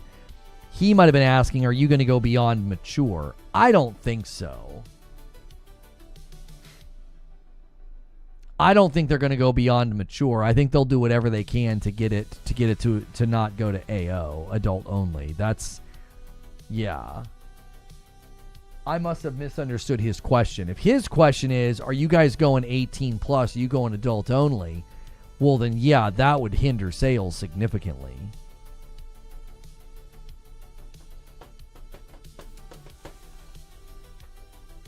Oh yeah, we're talking about other things now. Yeah.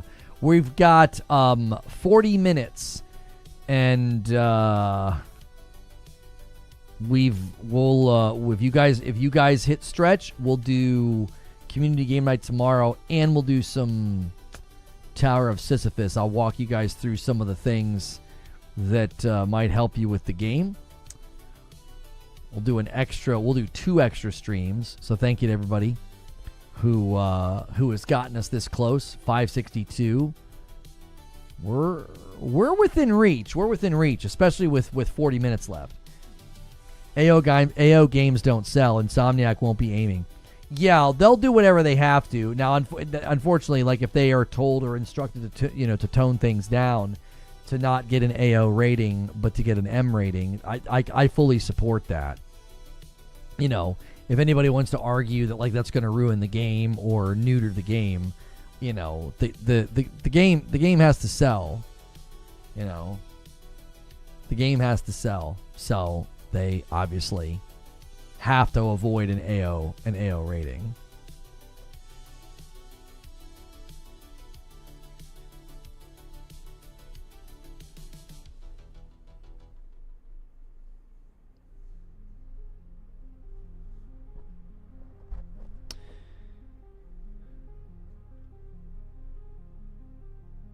It's illegal to sell A-rated? What? What do you mean it's illegal? What are you talking about? Mortal Kombat sound like hotcakes? Wait, is Mortal Kombat rated AO? Is the newest Mortal Kombat rated AO? Or is it rated mature? If Mortal Kombat's only M, Wolverine will be fine. Yeah, that's actually true. That's actually true. If Mortal Kombat got away with a mature rating, I didn't see anything in Wolverine that was more violent than frickin' Mortal Kombat. That was, some of those fricking executions are insane. AO doesn't sell well, you can't put ads next to it? Yeah. Yeah, there might be regions of the world where you can't sell an AO game. That might be what he means.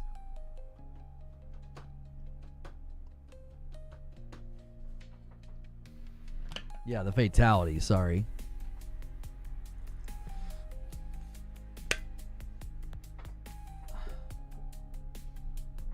Gorverine, right?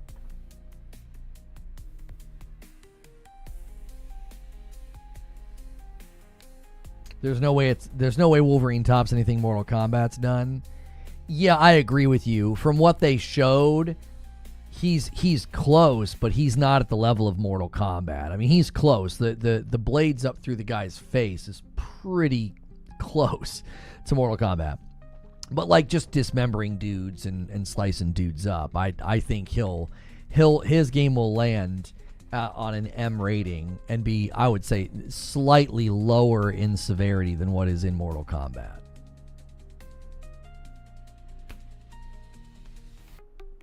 He's not 5'3", it's a 0 out of 10.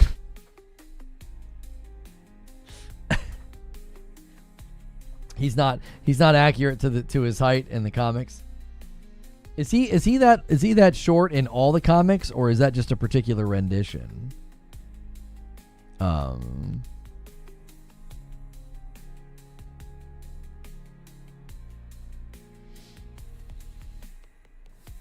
And they're half cyborgs. They're not entirely human. You know, that might help. Yeah, I mean, that might help with the rating. That, you know, a lot of the times he's killing somebody that's like, yeah, half cyborg.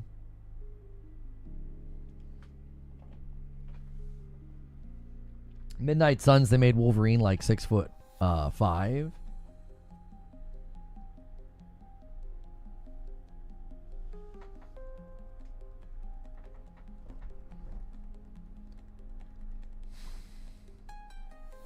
Have you seen Logan? Yes.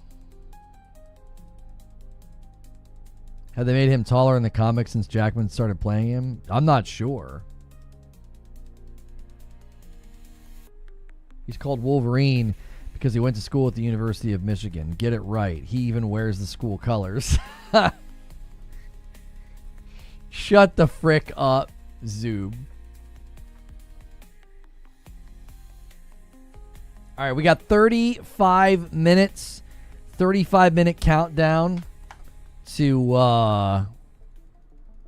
we'll switch to we'll switch to Green Room for Member Plus in 35 minutes, or we can extend, and I'll show you guys some Tower of Sisyphus. I probably don't even need to make a thumbnail or anything. We'll just tack it on to the end of this stream, and I can just timestamp it. New X-Men 97 is still comic accurate.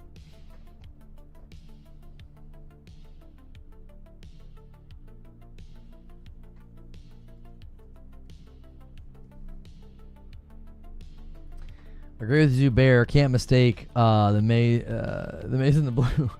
Plus, it's got the fighting spirit. Oh, golly. Michigan sucks. Go Buckeyes. Yeah, here you guys go. One of the worst topics for us to get on. I'm looking forward to playing Wolverine in 2088 on Steam. I don't think it'll take that long. I think the average port is going to be 18 months. What's the goal for Returnal? To fight and win. That's it. To fight and win. That's it.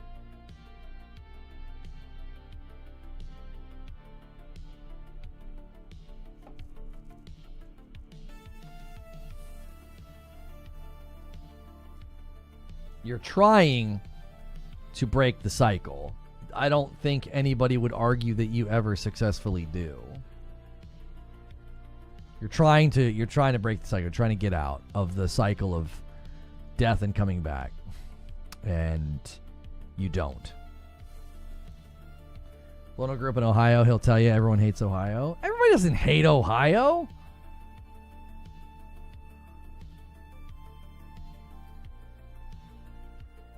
Oh, what's the goal for Returnal? Like the stretch to play today? Just the stretch in general. Yeah. Yeah, like 750 unlocks community game night tomorrow, and I was throwing in Returnal. I was like, yeah, we'll extend and we'll keep going. I threw it out there when we kind of had some momentum. We kind of everything came to a screeching halt after I threw that out there. So maybe it was a bad incentive. I don't know. So yeah, not everybody hates Ohio, but Cleveland sucks. Yeah, that's different. That's different. Yes. Ohio's not really the problem. It is usually a Cleveland issue, which is respectable and understandable. Ohio's fantastic. Ohio is a fantastic city. And I hate the slander. In the future, I plan on moving to Orlando, but that is not a slight to Ohio. I just love Orlando. I like that you called Ohio a city. You lived in Ohio for a year. You barely made it. I grew up in Ohio, Canton, Ohio. I grew up there. And I moved here in 2002. So, yeah, there you go. There you go. That's good. Wired Row, Ohio, with some emojis. Yeah, so I've been in Kentucky for longer than I lived in Ohio. So I've been in Kentucky for 23 years. And when I left Ohio, I was, how old was I? 81, 2002? 21. So, ooh. I've driven through Ohio. Would not recommend. The air somehow tastes like sadness and regret. That's just the lack of Pizza Huts. There's just not enough Pizza Hut, Zuby. You know, that's just you going through Pizza Hut withdrawal.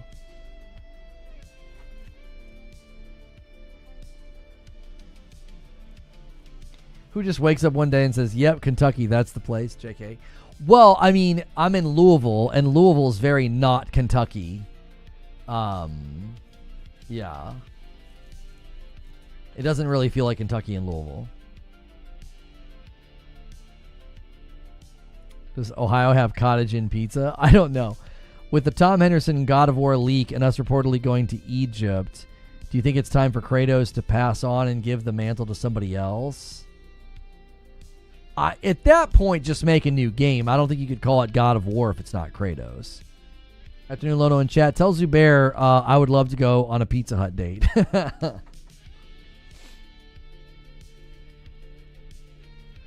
right, we're officially down to the final 30 minutes. Final 30 minutes of trying to hit stretch. We'll go until the half past the hour. No, work did not bring me to Kentucky. College did.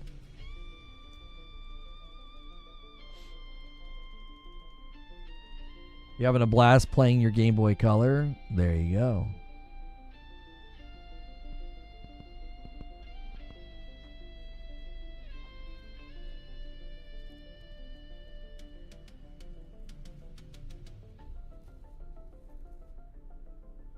Yep, Kentucky, that's my place. It's literally what I said when I was deciding where to get licensed after my last bar score. Sent the screenshot of Wolverine from Midnight Suns in Discord in the main chat. All right, hang on.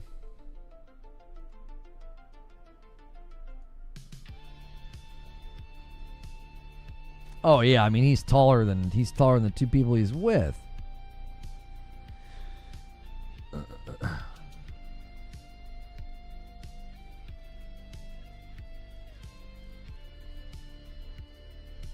Cottage Inn is entirely southeastern Michigan, not a one in Ohio.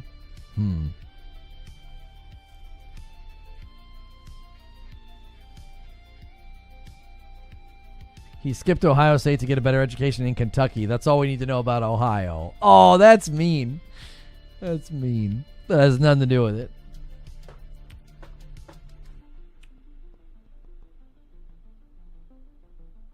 Middle guy's my character, but Peter Parker, for reference, has always been 5'10". Okay.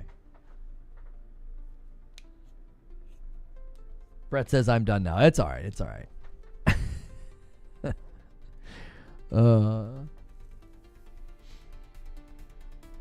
God of War is a title, not a person. Yeah, tell that to the franchise. Good luck. Good luck. Good luck. Tell that to the franchise and the history of the franchise. Yeah, go ahead. Trot out a God of War with someone else and that isn't Kratos, and we'll see how it goes.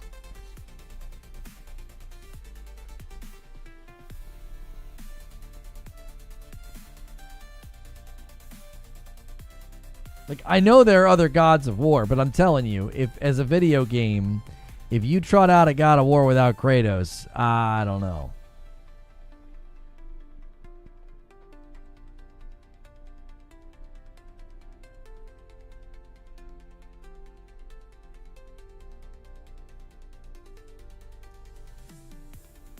The God of War in question is literally Kratos. That's what I'm saying. I don't... Like, as a franchise, if they trotted out a God of War without Kratos, I don't know. I don't think it would do very well. Does he have a son? That's literally the point of the first game, is you're on a mission with your son. Yeah, Atreus. Atreus is Loki. So I always thought they could do a spin-off game for $40 or $50 called God of Mischief, but I don't know if they're going to do that. You can't give the mantle of the God of War to Atreus to Loki. It wouldn't work. So I don't know.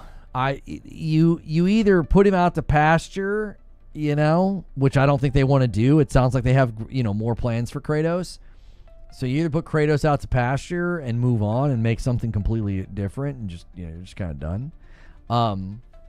Or you'd have to have some kind of a mantle passing, and if you do a mantle passing, I don't know. I think you'd probably lose people. That would just be my assumption, because commercially, there's always going to be that element of like, yeah, I love this game, and part of the reason I love this game is the main character. God of War City Builder, yeah.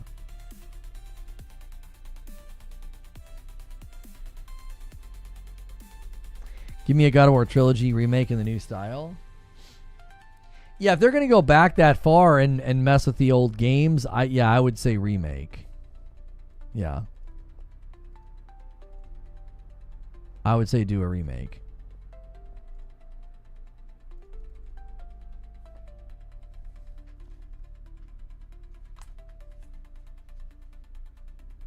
That's with older games, that's just been my opinion for a while. I mean, everybody's welcome to think differently, but I've always felt like the nature of going back that far on a game, come on, like you gotta remake it. I don't and I know everybody's different, but like I don't have any desire to play like super old games. If like for a trip down memory lane, sure, it's nice, but to me it's not anything beyond that. It's just a trip down memory lane, and I'm usually good after that.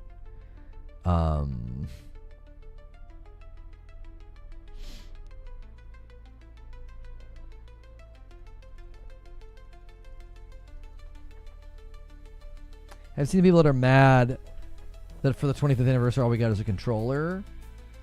I think it's fair to be a little irritated by that, with all the rumors about a collection, a remaster, a remake, a Metroidvania, to just do a controller. I get people being a little irritated about that. Yo, it's good, Feed. I see you in the chat. All right, Feed's here. He's my good luck charm. You guys got 25 minutes. 25 minutes to hit stretch. I think you guys are gonna give me the night off tomorrow night. I think we're good. I'll text Madam to make plans. I'm like, they're not doing it. They're not doing it. Feed's my good luck charm though. Feed's here. He usually brings good things in his wake. Old games should be in God of War 3 engine. Old bosses in God of War 2018 gameplay is a lot of work. I'm not arguing like length of time and work. I'm just speaking for my own preference. Like you're probably 100% correct. It would be a significant amount of work. I just don't have any interest in playing like a really old game that's been made slightly prettier. I just don't care. Like if a game's really old, it's like why do I want to play this? Like I played GoldenEye, one of my all-time favorite games from back in the day. I played GoldenEye when they just recently remastered and all that and dropped it on Xbox. I played it for like an afternoon. It was a great trip down memory lane, and then that was the end of it. It takes like 4,000 gifted for feed to catch one. Are we sure feed is good luck? Reread that sentence slowly, Zubair. Vaughn says, I think what makes older games more difficult to go back to would be the mechanics. I personally don't think it's the issues with the graphics. Oh, no, I think you're correct because you got to rebuild and reinterpret everything. You know? You got to rebuild and got to reinterpret everything. That's a lot of work. You're not like that's why sometimes I think they just do the remaster. They can just make it slightly prettier and it's like a nostalgia trip for people. You know.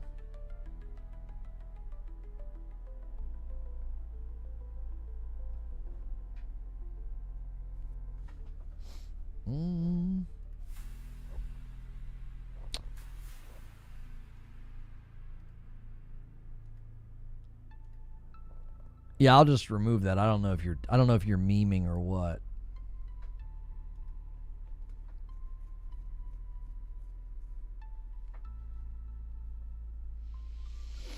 Yeah, but completely rebuilding and reinterpreting a game, for sure. That's a lot more work. It's not nearly as easy to do. Definitely.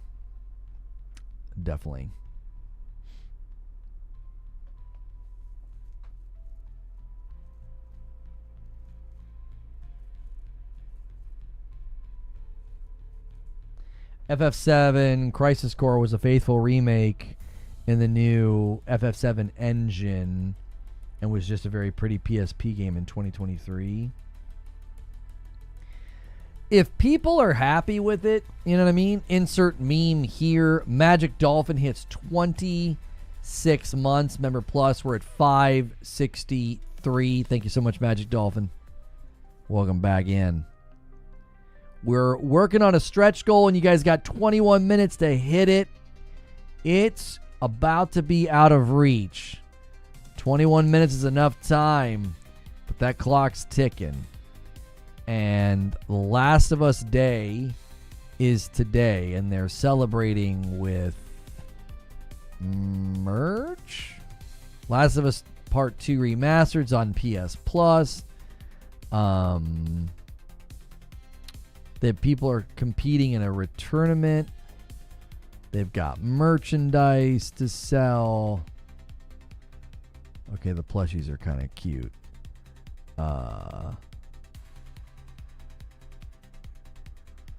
Wallpapers.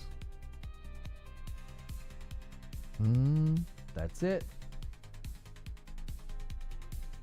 Yeah, they added Last of Us Part 2 Remastered to PS Plus to celebrate The Last of Us Day.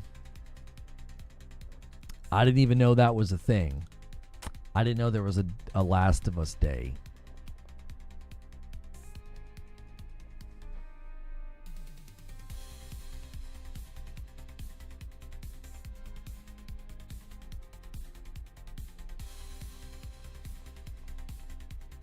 Did you play Wolverine on the 360 or the PS3? I did not. No.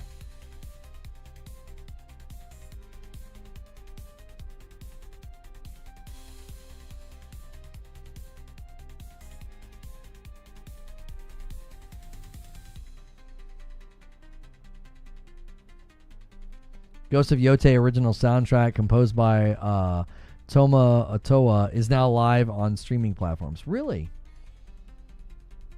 Nice.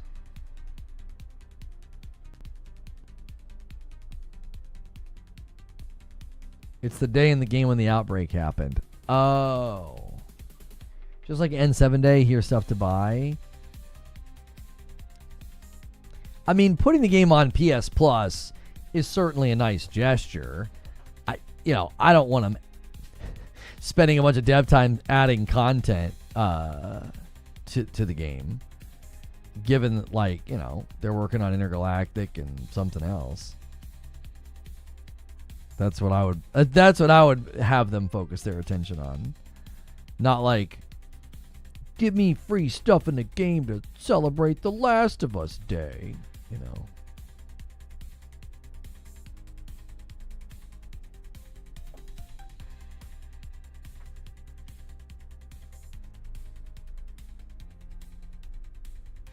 Knack 2 should be on PS Plus. They just announced some games for PS Plus, didn't they? It's Cocoon, something else. Somebody put it in the Discord a little while ago. Yeah, Alan Wake 2, Goat Simulator 3, and Cocoon will be on there for October. That's a pretty good lineup.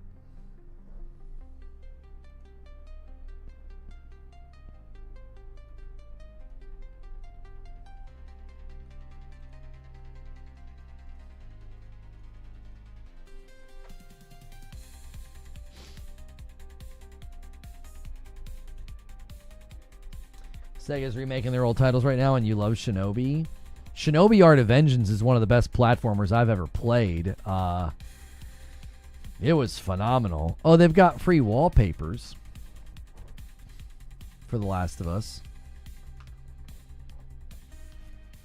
if you're into that sort of thing. They have a fan kit. Shinobi's amazing. I really liked it.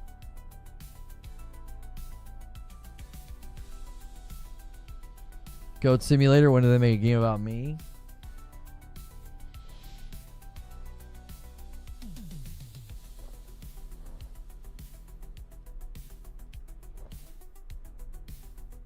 Did you just accidentally reveal that you're Goat Gaming? You in here on your alt?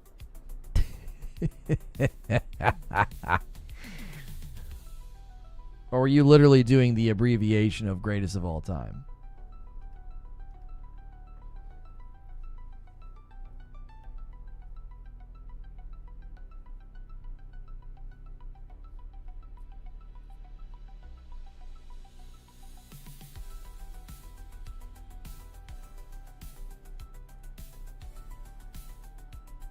Read my last, says Collide.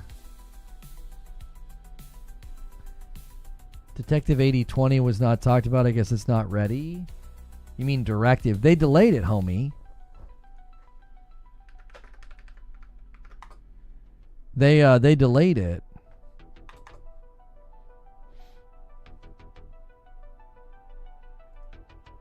That was delayed a while ago. Let me see if I can find it.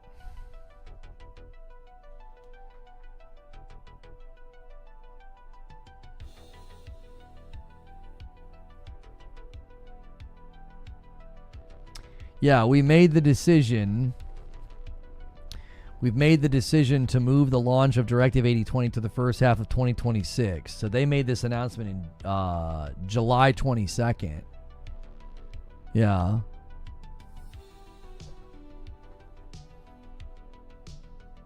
So that might be why they've kind of gone head down, because it's like that, you know. All right, 15 minutes.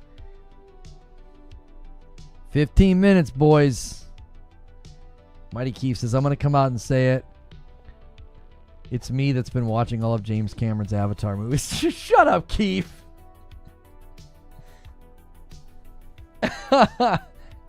He's a fool. His Wolverine video is pretty good.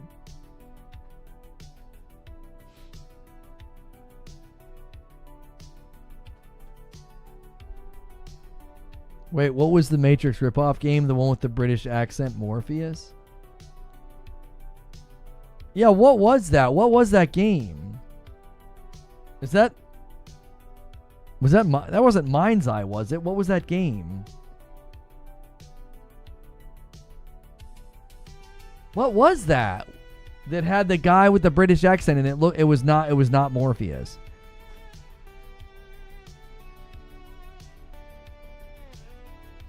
Oh, Neo Berlin. Yeah. Neo Berlin. Yeah. I called it the next Mind's Eye. That freaking trailer was so stupid.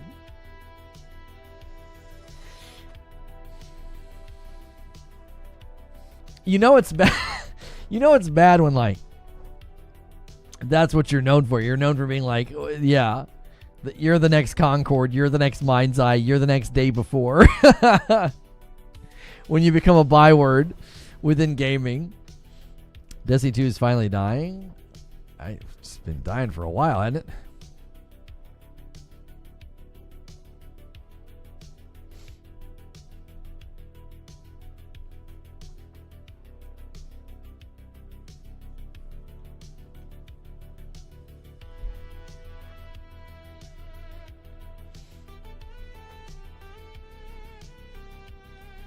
Are you saying that Breath of the Wild and Tears of the Kingdom absolutely need to be played on TV to enjoy the game?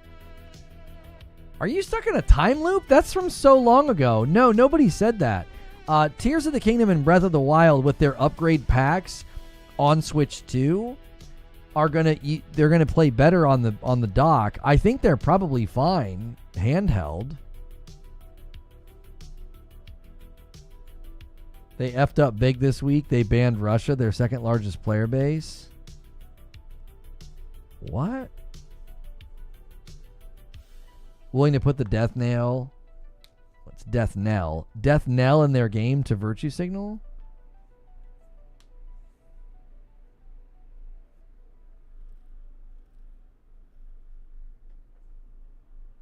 Reforge, when you give your honest rating on Xbox, Nintendo, PlayStation, and Steam as a business as a whole.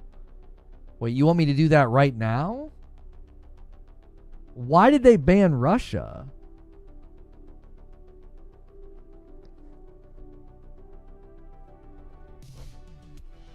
What did Russia do to draw the ire of Bungie? Do you have any commentary on the Ally X pricing?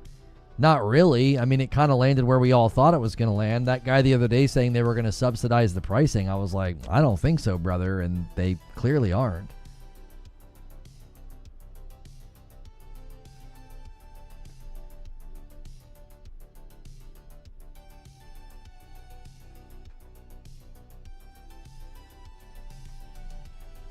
Ask Madam. Yeah, she might know. She can make a phone call. Isn't it obvious? No, it's not obvious. I'm not paying attention to anything going on in the world. It doesn't do anything for me. I don't know why they would have done it. Yeah.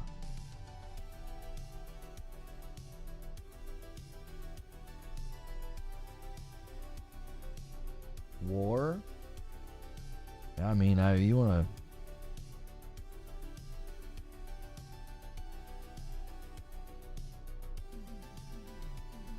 That's what I'm saying. That's why I'm confused. Like, that's been going on for a while, and what does that have to do with the citizens that want to play Destiny? I'm confused.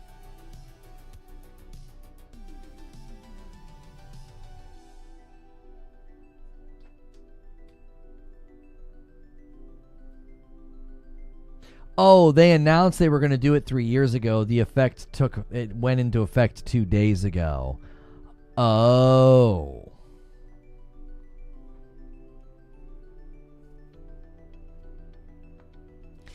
You know, it's a shame. That was clearly what was going to stop the whole thing. You know?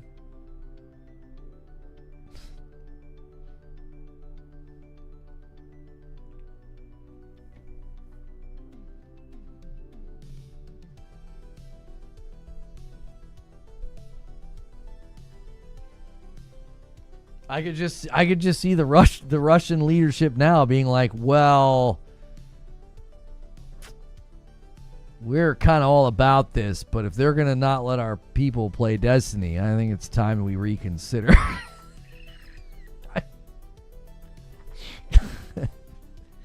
I'm not 100% sure, but it has to do with the sanctions that were imposed on other countries. Just Bungie following suit. That was 12% of the player base gone with the click of a button. Peak virtue signaling. I've always said that the hubris of Bungie would be their downfall. They were like, we're so good that we're going to showcase an alpha and people will be impressed.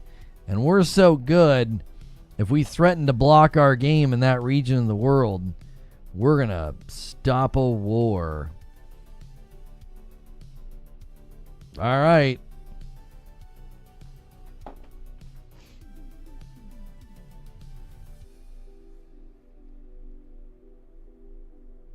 It's something legal? So there is a legal reason that they're restricting access to their game to that region. What's the legal reason? What happened?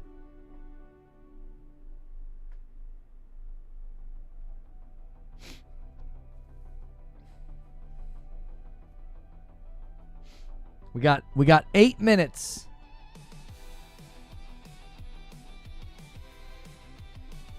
8 minutes. If you guys got it to 600, I'd give you a stay of execution. We got 8 minutes and we're going. I hope Saros includes more variation of weapons than what Returnal had.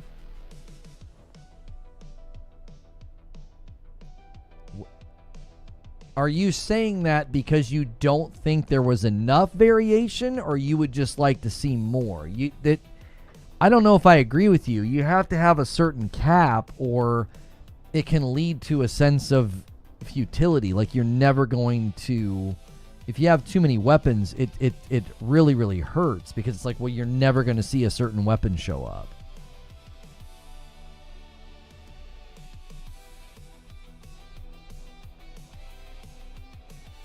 Returnal had awesome weapons. I'm just curious what he means. Does he mean that Returnal didn't have enough, or he just wants to see more as a way to help? You can go too far and it would actually hurt the quality of the game. Like, if you're just like, yeah, more is better, and there were 10 more weapons in Returnal, that would make it really difficult to get some of the weapons that you like. There's a happy medium where, like, if you like certain weapons, the probability of them showing up is not insane. But if you had, like, double the weapons in Returnal that it has now, you'd almost never see certain weapons on your run. If that makes sense. Like, the mathematical probability would just be devastating. You'd be like, oh, I love this weapon. I haven't seen it in 8 weeks. That's not it. J-Dog, you have the ability to type. Tell us what happened. We're all dying to know. Why did they do it if it wasn't to virtue signal, as you say? What is the reason that they're suddenly not in certain regions of the world? Include more melees as an example. Get some enemies to drop more. That can be fixed, though. Yeah, I don't have a problem with that. I think that's good feedback. If you could expand your kit and have, like, a pool of melee weapons. There's also going to be a pool of, like, these alien power weapons and then, like, regular weapons. Like, so that way you've got variety within each portion. I think that could work. Yeah, I think that could work. You don't want to just be like, oh, yeah, there's 10 more weapons now. I don't know if you're aware Nintendo got a new CEO.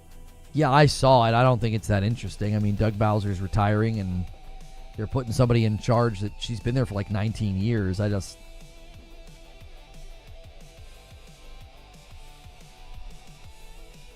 blocked it in Russia, and they're refunding Edge of Fate. Okay, Bungie blocked access to Destiny 2 in Russia and other regions because of legal restrictions on providing services to these areas due to the countries. That's an AI thing, though. What are the legal restrictions? So they go into Ukraine. What's a legal thing that says, yeah, you can't let people play your game?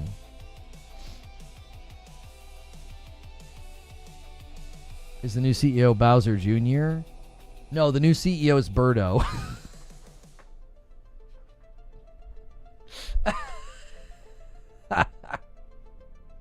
Susan Birdo is the new CEO.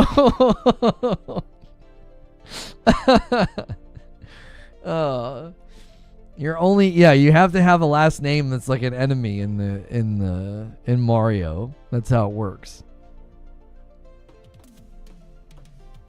Other games can be played in Russia. Bungie had to comply with U.S. sanctions as an American company. Sanctions to Russia, Kazakhstan, and Belarus. So all U.S.-owned video games are no longer playable in those regions starting this week. Like if it's a service game, no longer. If all U.S.-owned games are no longer playable in those regions. Doesn't have something to do with software and tech sanctions placed upon Russia? Yeah, I mean, that's very possible. Someone in chat came and said that they did it, and I was like, why? And they said, isn't it obvious? And I said, no, it's not. And they said the war, and I was like, oh. And I was like, well, the assumption then is like, oh, are they virtue signaling? Are they trying to like protest the war? And someone came in and said, no, it's because of the legal things. And I'm like, well, what are the legal things? Oh, Belarus, sorry. Belarus. I will always love how Lono pronounces country names. It's not my skill set, boys. You know? I just see a name and I read it. It's like, oh, Belarus. Oh, yeah, Belarus. There you go.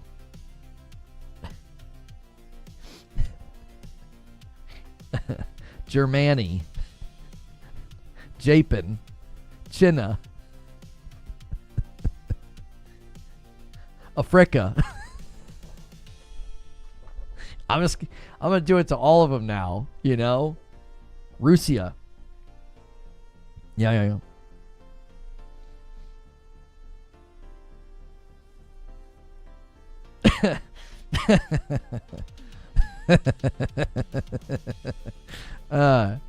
You guys have 2 minutes.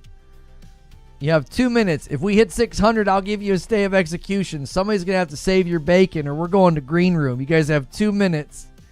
I was going to give you a stay of execution if somebody came in. China sounds wrong. Have you heard how Brits pronounce, aluminium? Mm-hmm. Well, they actually pronounce aluminum with all of the vowels. We just don't. We just yank one out. Aluminum. We're just like, just take some of the letters out. Aluminium is like aluminium. It's like, well, you're saying all the letters.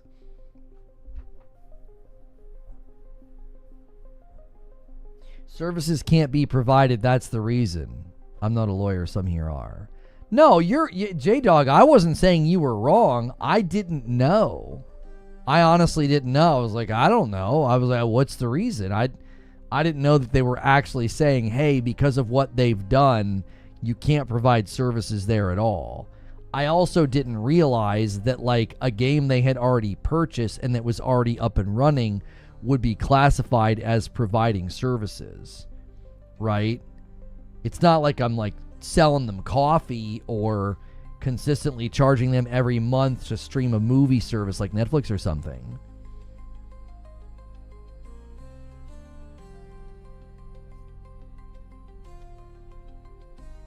Aluminum. Wait, do we actually spell it differently here too? I just thought we pronounced it differently. I didn't realize we spelled it different.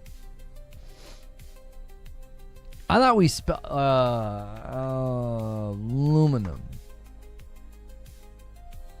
Oh yeah, we do spell it different. I just thought we pronounced it different.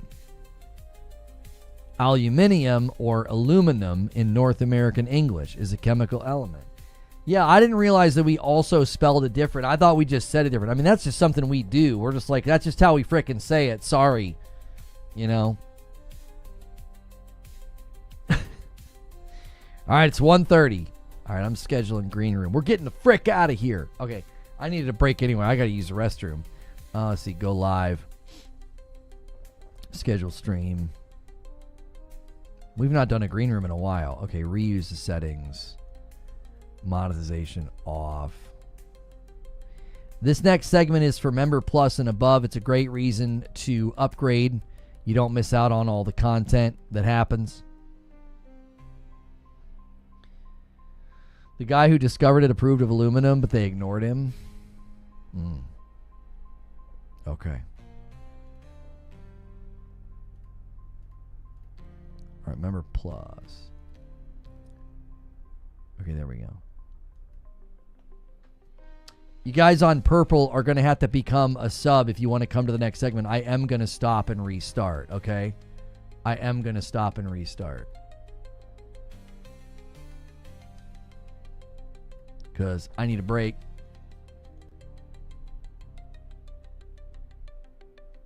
Okay. Stay goated. All right, hang on a second.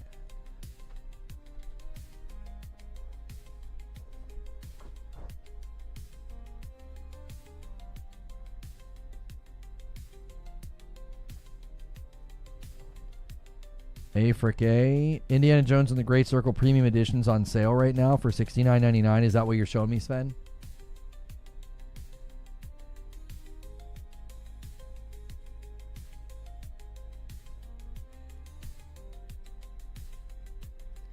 All right, YouTube, there's a link in chat to where you're going. Twitch, I'll be back in a minute. It'll be a sub-only stream. Thank you guys so much for all the support this week. Be sure to tune in tonight as well for the Madam stream.